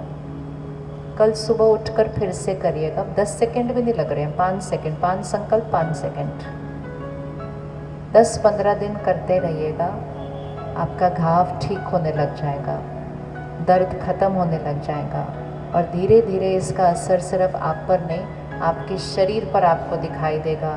जो यहाँ के दर्द हैं वही यहाँ के दर्द बनाते हैं, जो यहाँ की गांठें हैं वही यहाँ गांठें बनाती हैं, और उसका और आगे परिणाम धीरे धीरे वो दुआएं उन तक पहुँचती जाएंगी, वो भी बदलना शुरू कर देंगे। ये पक्की बात है, क्योंकि संकल्प से सृष्टि बनती है। सब कुछ हमारे संकल्पों से बदलना शुरू हो जाता है। हमेशा याद रखना है, हमारा सोच बोल व्यवहार हमारा कर्म है। हम कर्म करते जा रहे हैं, कर्म करते जा रहे हैं, कर्म करते जा रहे हैं, और हर कर्म हमारा भाग्य लिखता है। कौन लिखता है हमारा भाग्य? हमारा कर्म लिखता है। लेकिन हम आजकल क्या कह देते हैं, मेरा भाग्य कौन बना रहा है, तो हम उंगली ऊपर डाल देते हैं। हम कहते भगवान की मर्जी से सब कुछ हो रहा है। परमात्मा की मर्जी से अगर भाग्य लिखे जाते तो फिर हर एक का भाग्य कैसा होता? कैसा होता? अगर भगवान भाग्य लिखता हमारा तो हमारा भाग्य कैसा होता? परफेक्ट होता, अच्छा नहीं होता। एक हमारा भाग्य परफेक्ट होता और हम सबका भाग्य एक जैसा परफेक्ट होता। ये थोड़ी होता एक का अलग, एक का अलग, एक का अलग। उसको भाग्य विधाता कहते हैं, अर्थात भाग्य लिखने का विधान सिखाने वाला, भाग्य लिखने वाला नहीं। भाग्य हमारे कर्मों से लिखा जाता है। तो अटेंशन किस पर रखनी है? अपने कर्मों से। जिन आत्माओं को आज हम मिल रहे हैं, जो हमारे रिश्ते हैं, जो हमारे नज़दीक के लोग हैं, चाहे घर पे चाहे ऑफिस में, उनमें से किसी को हम पहली बार नहीं मिल रहे, हम उनको सबको मिल चुके हैं पहले। इसीलिए कुछ लोगों से मिलते ही बहुत इमीडिएट अच्छा कनेक्ट बनता है, कुछ लोगों के साथ रहते हुए भी वो कनेक्ट नहीं बन रहा है। इट ऑल डिपेंड्स हमारा पिछली बार का कार्मिक अकाउंट कैसा रहा उनके साथ। लेकिन पिछली बार का कैसा भी रहा हो, अब बदलना और उस कर्मों के हिसाब किताब को ठीक करना, ये चॉइस हमारी है। रेडी है करने के लिए ना? एक हाथ में अपने गेंद पकड़ो, ऐसे पकड़ो जैसे कि बॉल पकड़ी हुई है अपने हाथ में। ये हमारा कर्म है। बहुत सोच के, जैसे आपको वो गेंद वापस चाहिए अपने पास, वो सोच कर अब वो गेंद को आप इस दीवार पर फेंको, सामने पीछे फेंको, इस तरफ उसको फेंको। ये जब हम फेंकते हैं ना ऐसा, ये है हमारे संकल्प, बोल, व्यवहार, भावनाएं, ये कर्म है जो हम बाहर की तरफ फेंकते हैं। जैसा हम उसको फेंकते हैं, अब वो बॉल उधर हिट करेगी ना दीवार के ऊपर, और फिर वो बॉल क्या हो जाएगी? वापस आएगी। जब वो बॉल वापस आती है उसको भाग्य बोलते हैं। जब हम वो बॉल फेंकते हैं उसको कर्म बोलते हैं। भाग्य हमारे सामने कैसा आता है? परिस्थिति के रूप में, व्यक्ति के व्यवहार के रूप में, शरीर के स्वास्थ्य के रूप में, काम कारोबार के उतार चढ़ाव के रूप में, सफलता असफलता के रूप में भाग्य सामने आता है। और जब वो भाग्य आता है, हम कहते हैं मेरे साथ ऐसा क्यों हो रहा है। आज से ये लाइन बोलनी बंद करना, मेरे साथ ऐसा क्यों हो रहा है। इमीडिएटली बोलना, ये जो मेरे पास आ रहा है क्यों आ रहा है? क्यों आ रहा है ये मेरे पास? क्योंकि मैंने कभी ना कभी फेंका था, और जो मैंने फेंका था वो तो फेंक दिया था, लेकिन अब जो फेंकना है उसकी पावर किसके पास है? मेरे पास है। तो पुराना मेरे पास कुछ भी आ रहा हो उससे फ़र्क नहीं पड़ता, मेरा आज का कर्म श्रेष्ठ होना चाहिए। रेडी चेंज करने के लिए? रेडी? अब सपोज परिस्थिति आपके पास कुछ चैलेंज फेंक रही है, व्यक्ति का व्यवहार आपके पास कुछ ऐसा फेंक रहा है, जैसे ही वो आता है सामने से आपको याद रखना होगा ये गेंद मेरे पास क्यों आ रही है। आंसर बोलिए, ये मेरे पास क्यों आ रहा है। आंसर, मैंने कभी ना कभी फेंका था, मैंने इतने अच्छे कर्म किए हुए इसलिए तो आज मेरे पास इतना श्रेष्ठ भाग्य है या नहीं है हमारे पास श्रेष्ठ भाग्य। कौन कौन स्वीकार करता है कि मेरा भाग्य बहुत अच्छा है। देखो ये कैसे मिला, इतना स्वस्थ शरीर मिला, इतना प्यारा परिवार मिला, इतने सुंदर शहर में रहते हैं, इतने श्रेष्ठ देश में रहते हैं, इतना अच्छा काम कर रहे हैं। ये सब किसके रिजल्ट से मिल रहा है, मेरे श्रेष्ठ कर्मों से मिल रहा है। अब इतने सारे अच्छे कर्म किए, बीच में छोटी छोटी कुछ गलती हो गई होगी, वो गलती का परिणाम भी मेरे सामने आता है। लेकिन जब वो परिणाम आता है हम कहते हैं मेरे साथ ऐसा क्यों हुआ।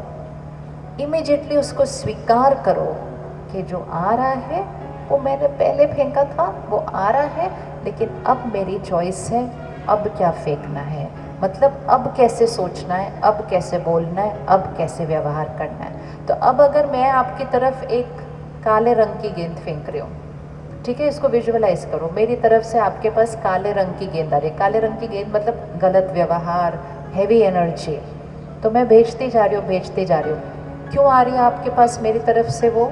आंसर, क्यों आ रही है आपके पास मेरी तरफ से वो, क्योंकि आपने कभी ना कभी वो मेरे पास भेजा है। मोस्ट इम्पोर्टेंट, अब आप कौन सी वाली भेजेंगे, ये तो अब आ रही है, अब आप कौन सी वाली भेजेंगे। अब अगर आपने गलती से भी फिर से काली भेज दी फिर क्या हो जाएगा। काली आ रही थी, ये पूर्व कर्मों का फल था। प्रेजेंट जो वर्तमान का कर्म है उसको बदलें और वहाँ से कौन सी वाली भेजें, वाइट। वो वाइट गेंद भेजना ही दुआ देना होता है, वो वाइट गेंद भेजना ही पवित्र संकल्प करना होता है। तो सामने से जितने भी काले रंग की आ रही हो, हमारी तरफ से कौन सी जानी चाहिए, सफ़ेद सफ़ेद सफ़ेद सफ़ेद सफ़ेद, मतलब पवित्र शुद्ध दुआएं। उससे क्या होगा, मेरे कर्मों का हिसाब किताब सेटल हो जाएगा, चाहे व्यक्ति है चाहे परिस्थिति है। रेडी करने के लिए रेडी। अगर परिस्थिति है तो आज से एक संकल्प पक्का करो, कोई भी बात आपके जीवन में आ जाए, कोई भी मतलब कोई भी, सबसे पहले उस परिस्थिति को दुआ दे दीजिए। और उस परिस्थिति को दुआ देने का सबसे सहज तरीका, उस परिस्थिति को देखकर कहिए ये मेरे कल्याण के लिए आई है। बोलिए एक बार, ये बात मेरे कल्याण के लिए आई है। बोलो एक बार, ये बात मेरे कल्याण के लिए आई है। जैसे ही हम कहते हैं ना ये बात मेरे कल्याण के लिए आई है, बात नीचे हम ऊपर हो जाते हैं, हम उस बात को कल्याण की दुआ दे देते हैं। और जैसे हम उस बात को कल्याण की दुआ देते हैं, पहले हमारी स्थिति श्रेष्ठ हो जाती है और परिस्थिति हमारे साथ बदलना शुरू हो जाती है। और परिस्थिति नहीं भी बदले, मन की स्थिति बहुत शक्तिशाली होती है, क्योंकि हमने कहा ये बात मेरे कल्याण के लिए आई है।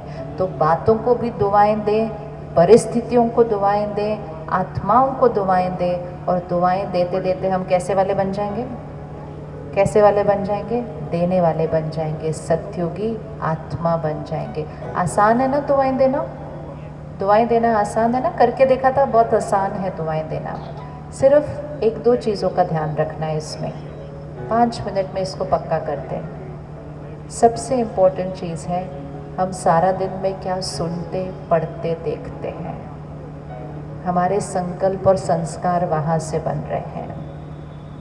आजकल हम फ़ोन, टीवी से बहुत कुछ ग्रहण कर रहे हैं। ध्यान से जो हम ऐसे ऐसे बैठते हैं वो एंटरटेनमेंट नहीं है, उससे संस्कार बन रहे हैं और संस्कार से कर्म बन रहा है, कर्म से भाग्य बन रहा है।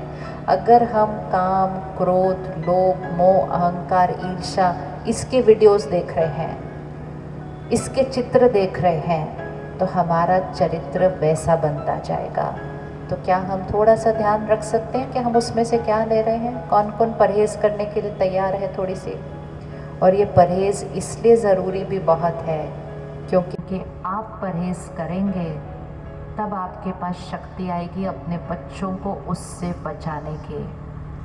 नहीं तो उनकी मन की स्थिति पर तो और भी बहुत ज़्यादा असर कर रहा है। किस किस को लगता है हमारे बच्चों को शक्ति की ज़रूरत है, मन की शक्ति की ज़रूरत है ना? कैसे मिलेगी उनको ये शक्ति? कौन देगा? ये एक ही चीज़ है जो पैसों से नहीं खरीदी जा सकती। शरीर बीमार हो ना तो भी इलाज खरीदा जा सकता है, लेकिन मन की शक्ति पैसों से नहीं खरीदी जा सकती। बच्चों को मन की शक्ति देने का सिर्फ और सिर्फ एक ही तरीका है, खुद को शक्तिशाली बनाना। जो माता पिता खुद को शक्तिशाली बनाएंगे उनके बच्चों को वो शक्ति मिलती जाएगी और बच्चों की शक्ति बढ़ती जाएगी। लेकिन वो शक्ति भी कमानी पड़ती है, बनानी पड़ती है, खरीदी नहीं जा सकती कहीं से। तो सबसे पहले जो हम सुनते पढ़ते देखते हैं उसकी परहेज़ करें। दूसरा, सारा दिन में सुबह या रात या दोनों टाइम 10-10 मिनट परमात्मा के महावाक्य दिन की शुरुआत और दिन के अंत में ज़रूर भरें। उसके अंदर क्या होगा? पवित्रता, प्यार, सुख, शांति, खुशी, उसको भरना है अंदर। जो हम सुनेंगे, पढ़ेंगे, देखेंगे वो ही हमारी सोच, हमारे संस्कार बनेंगे। कर सकते हैं 10 मिनट सोने से पहले। जिसको नींद नहीं आ रही उसको तो ज़रूर करना चाहिए। नींद की गोली नहीं लेने की ज़रूरत होती है।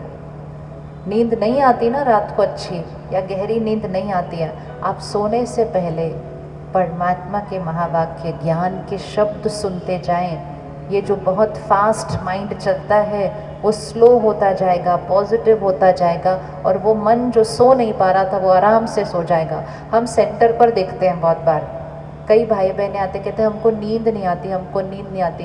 हम कहते कोई बात नहीं, आप बैठो, मेडिटेशन करते हैं। जैसे ही वो मेडिटेशन में बैठते हैं उनको नींद आ जाती है और नींद से उठते हैं, कहते बहुत मज़ा आया, बहुत अच्छी मेडिटेशन थी। एक्चुअली लेकिन नींद आ गई थी। क्यों नींद आ गई थी? क्योंकि उस वातावरण में संकल्पों की गति क्या हो गई? धीमी हो गई। जैसे धीमी हो गई नींद आ गई। तो नींद लाने के लिए दवाई नहीं खानी पड़ती है, नींद लाने के लिए संकल्पों की गति को धीमा करना पड़ता है और उसके लिए संकल्पों की क्वालिटी। कौन कर सकता है रात को 10 मिनट सोने से पहले पॉजिटिव कंटेंट भर के सोना है? फिर हम अभी 8-10 संकल्प आप फ़ोन पे रिकॉर्ड कर लो जो आपने आज रात को सोने से पहले करने और रोज़ करने हैं, क्योंकि संकल्प से सिद्धि होती है। संकल्प श्रेष्ठ होगा, सिद्धि निश्चित। सबसे पहला संकल्प, मैं शक्तिशाली आत्मा हूँ, मैं शक्तिशाली आत्मा हूँ। दूसरा संकल्प, मैं शांत हूँ, मैं स्थिर हूँ। तीसरा संकल्प, मैं हमेशा खुश हूँ। ये संकल्पों की भाषा क्या है? जो हम बनना चाहते हैं, हम कह रहे हैं मैं हूँ, मैं हमेशा खुश हूँ।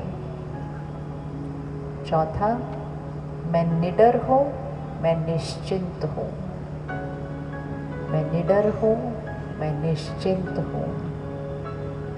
पांचवा संकल्प, मैं सबको देने वाली आत्मा हूँ, मैं सबको देने वाली आत्मा हूँ। छठा संकल्प, मेरा शरीर स्वस्थ है, निरोगी है, हमेशा रहेगा। मेरा शरीर स्वस्थ है, निरोगी है, हमेशा रहेगा। अगर शरीर में कोई भी दर्द, कोई रोग कुछ है तो उसके लिए एक और संकल्प कीजिए। सपोज़ किसी का ब्लड प्रेशर हाई है तो वो संकल्प करेगा मेरा ब्लड प्रेशर नॉर्मल है और फिगर भी देगा, उसके साथ वैल्यू भी देगा उसके। संकल्प से सृष्टि बनती है, संकल्प से सिद्धि होती है। हम रोज़ कहते रहते हैं मुझे हाई ब्लड प्रेशर है, मुझे हाई है, वो हाई ही रहेगा। फिर उसके बाद दवा भी खानी है जो खा रहे हैं, लेकिन दवा भी धीरे धीरे ख़त्म हो जाएगी क्योंकि वो नॉर्मल पे आने लगेगा। फिर एक संकल्प अपने रिश्तों के लिए, मैं सबको स्वीकार करती हूँ, सब मुझे स्वीकार करते हैं, मेरा हर रिश्ता प्यार और सम्मान की नींव पर मजबूत है, मेरा घर एकजुट है, यूनाइटेड है मेरा परिवार। रोज़ बोलना है इसको।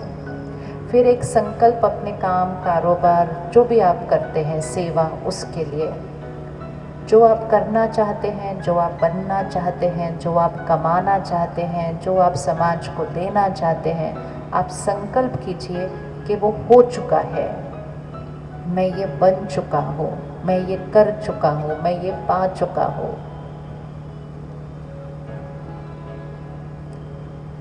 और फिर आखिरी संकल्प, परमात्मा की शक्तियाँ और दुआएं मेरे चारों तरफ सुरक्षा कवच है। ज़रूर बनाना है इसको। परमात्मा की शक्तियाँ और दुआएं मेरे चारों तरफ सुरक्षा कवच है।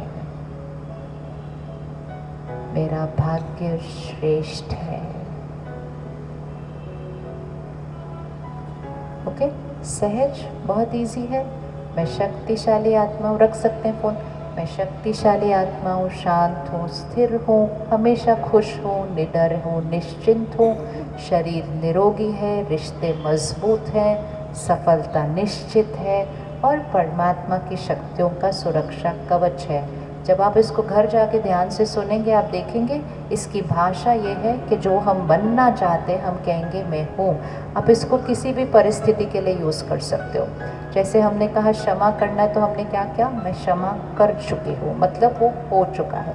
अब इसको रात को सोने से पहले एक बार ज़रूर बोलेंगे, सुबह उठते ही एक बार फिर से दोहराएंगे, अन्न ग्रहण करने से पहले, ये खाना खाने से पहले ज़रूर रिपीट करेंगे।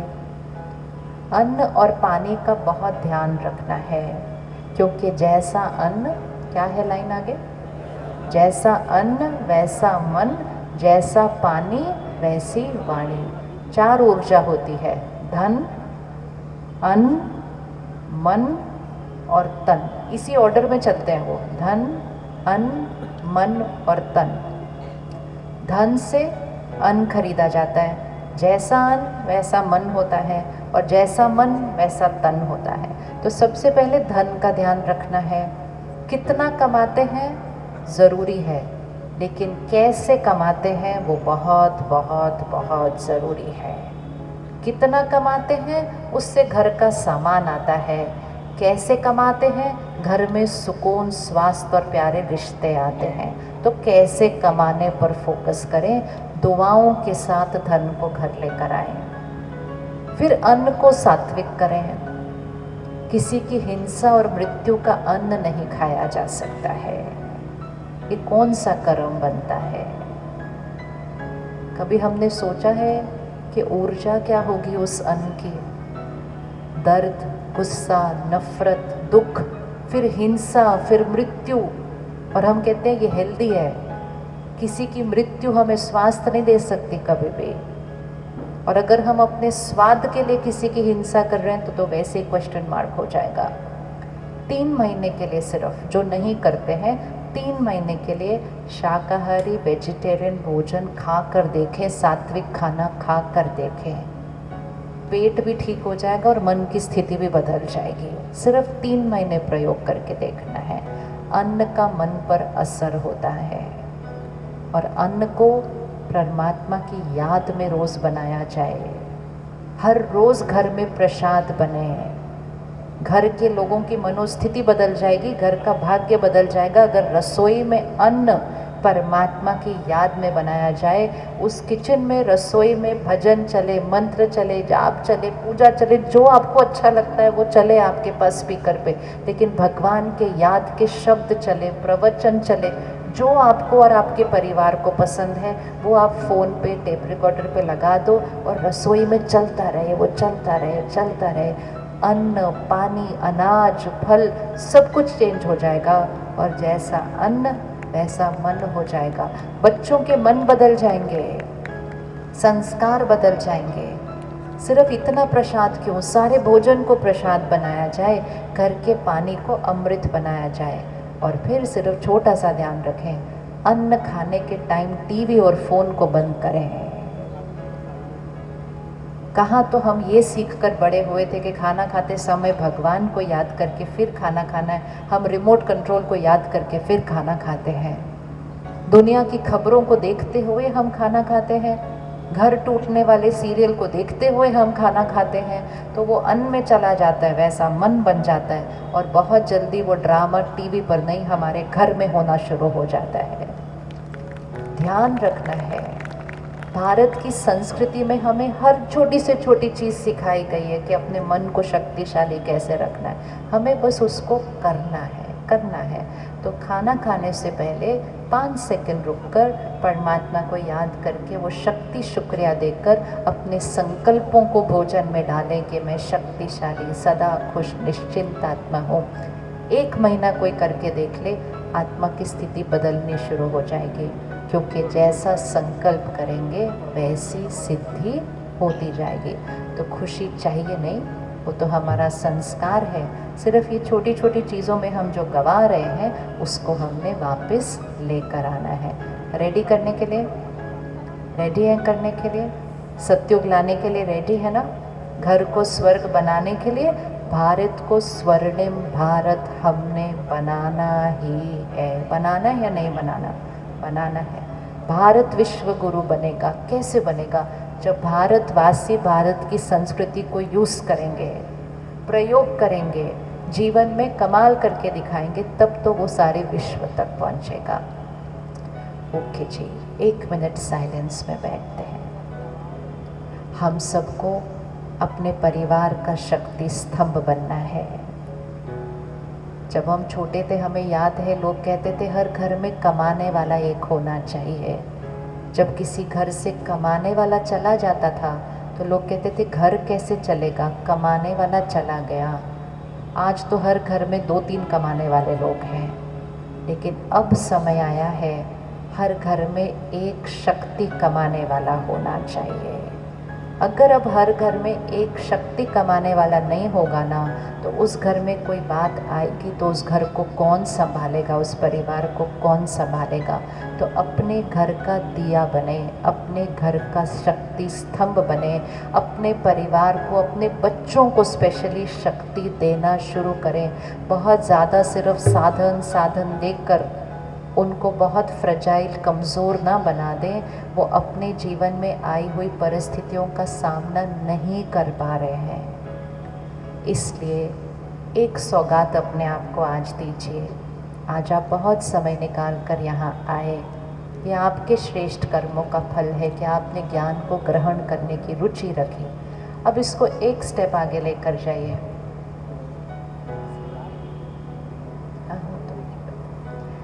एक स्टेप आगे लेकर जाइएगा। 3 दिन के लिए 1 घंटा निकाल कर सेंटर पर आकर मेडिटेशन मतलब राजयोग कि सर्वशक्तिवान परमात्मा से कनेक्शन जोड़कर आत्मा की शक्ति को कैसे बढ़ाना है, इसके लिए 1 घंटा निकालिए। 3 दिन 1 घंटा रोज़। परसों से 23 तारीख 3 दिन का राजयोग का प्रोग्राम शिविर हर सेंटर पर रखा गया। आप जहाँ जहाँ रहते हैं आपके 3 किलोमीटर के अंदर, 4 किलोमीटर के अंदर सेंटर ज़रूर होगा, और वो सब सेंटर के एड्रेस आपके पास है। 23, 24, 25 2 टाइम रखा गया है। दोनों में से कोई भी एक टाइम आप चूज़ करेंगे। सुबह 7 से 8 बजे, जो कि बहुत सुंदर टाइम है, दिन की शुरुआत काम कारोबार से पहले। सुबह 7 से 8 बजे या शाम को 5 से 6 बजे, दोनों में से कोई भी एक टाइम चूज़ कीजिए। सिर्फ 3 दिन। आज आपने 3 घंटे ऑलरेडी यहाँ दिए हैं, अब आपको सिर्फ 3 दिन के लिए 1 घंटा देना है, एक विधि सीखने के लिए कि आत्मा जो शक्तिशाली है लेकिन उस शक्ति का प्रयोग क्यों नहीं कर रही है, तो वो आत्मा कैसे सर्वशक्तिवान से कनेक्ट होकर उस शक्ति को अपने अंदर भरे। तो 3 घंटे ये निकालिए, 3 दिन 1 घंटा। और ये निश्चित है जो इसको सीखता है और अपनी शक्ति को बढ़ाता है, सबसे पहला रिज़ल्ट उस परिवार में और उस बच्चों के अंदर दिखाई देता है कि उनकी शक्ति बढ़ती है। घर का वातावरण चेंज हो जाता है, घर में रोज़ राजयोग की विधि चलनी शुरू होती है। 5-10 मिनट भी घर में आप उसका प्रयोग करते हैं, घर की वातावरण का शुद्धिकरण होने लगता है। घर में कोई भी बात आती है, बात का सामना करने की शक्ति है। इसीलिए उसको राजयोग कहा जाता है। राजयोग अर्थात स्वराज्य, कर्मेंद्रियों पर, मन बुद्धि संस्कार पर राज्य। हमें स्वराज्य अधिकारी बनना है कि नहीं बनना है? तो कौन कौन रेडी है 3 दिन के लिए 1 घंटा निकालने के लिए? हाथ उठाइए एक बार। सब अपने आप को ये सौगात दीजिएगा। जो आज यहाँ ना भी आए हो अपने साथ, लेकिन आना चाहे कोर्स के लिए, आप ज़रूर लेकर आइए। ये निःशुल्क है, कुछ नहीं है, सिर्फ बहनें सेवा पर है सारा दिन। हमें सिर्फ वो 1 घंटा निकालना है। और अगर बाई चांस आपको ये दोनों टाइम सूट नहीं करते हैं तो आप सेंटर पर फ़ोन करके जो टाइम आपको सूट करता है आप उस पर आइए। उससे ज़्यादा आसान क्या हो सकता है? हो सकता है इससे ज़्यादा आसान कुछ? तो बहनें सेवा पर उपस्थित हैं, हमें उस सेवा का लाभ लेना है। लीजिए, ताकि आज से हम कभी ऐसे नहीं खड़े होंगे। खुद को भरेंगे तो हम कैसे हो जाएंगे? कैसे बनना है? कैसे करना है? ऐसे वाले बनना है। उसके लिए खुद को भरना है। तो 23, 24, 25 सुबह 7 से 8 बजे और शाम को 5 से 6 बजे 1 घंटे के लिए। चलिए सीधा होकर बैठें 1 मिनट और अपने ध्यान को यहाँ केंद्रित करें दोबारा, और देखें अपने आप को इस प्रकृति के बीच चमकने वाली मैं शुद्ध पवित्र आत्मा,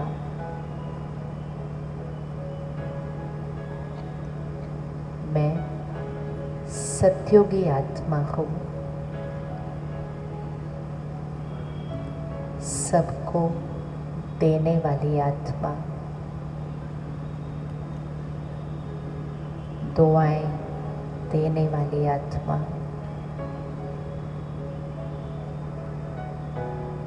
परमात्मा की संतान,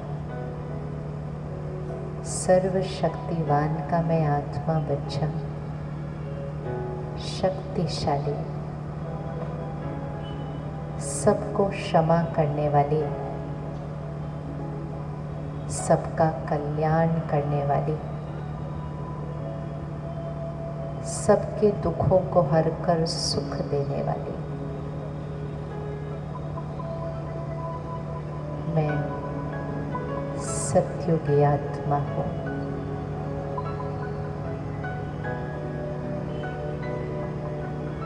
मेरा हर कर्म श्रेष्ठ है।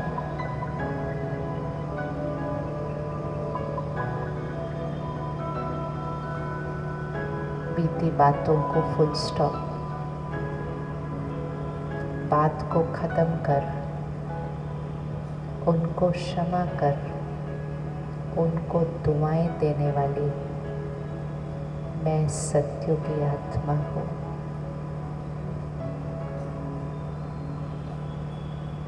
मेरा धन दुआओं के साथ आता है।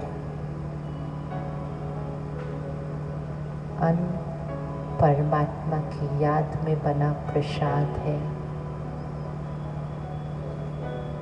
पानी परमात्मा की शक्तियों से भरा अमृत है।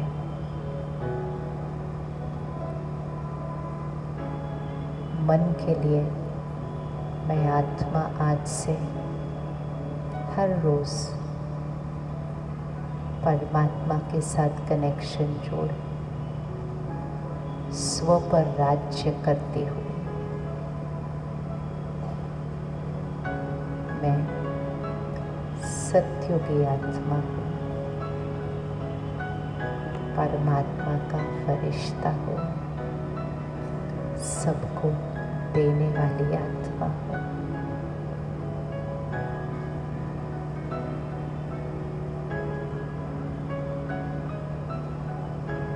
आज हम एक छोटा सा प्रयोग करेंगे।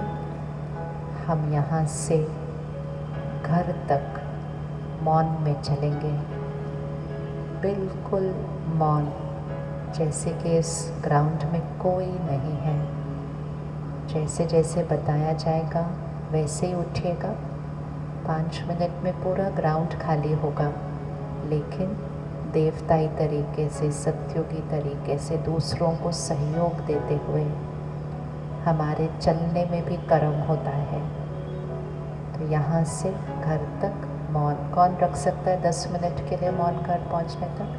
मौन रखने से जो कुछ हमने ग्रहण किया है वो और पक्का होता जाएगा। और परसों से 3 दिन 1 घंटा सुबह 7 से 8 या शाम को 5 से 6 हम अपने नज़दीक के राजयोग सेवा केंद्र पर आकर राजयोग ज़रूर सीखेंगे।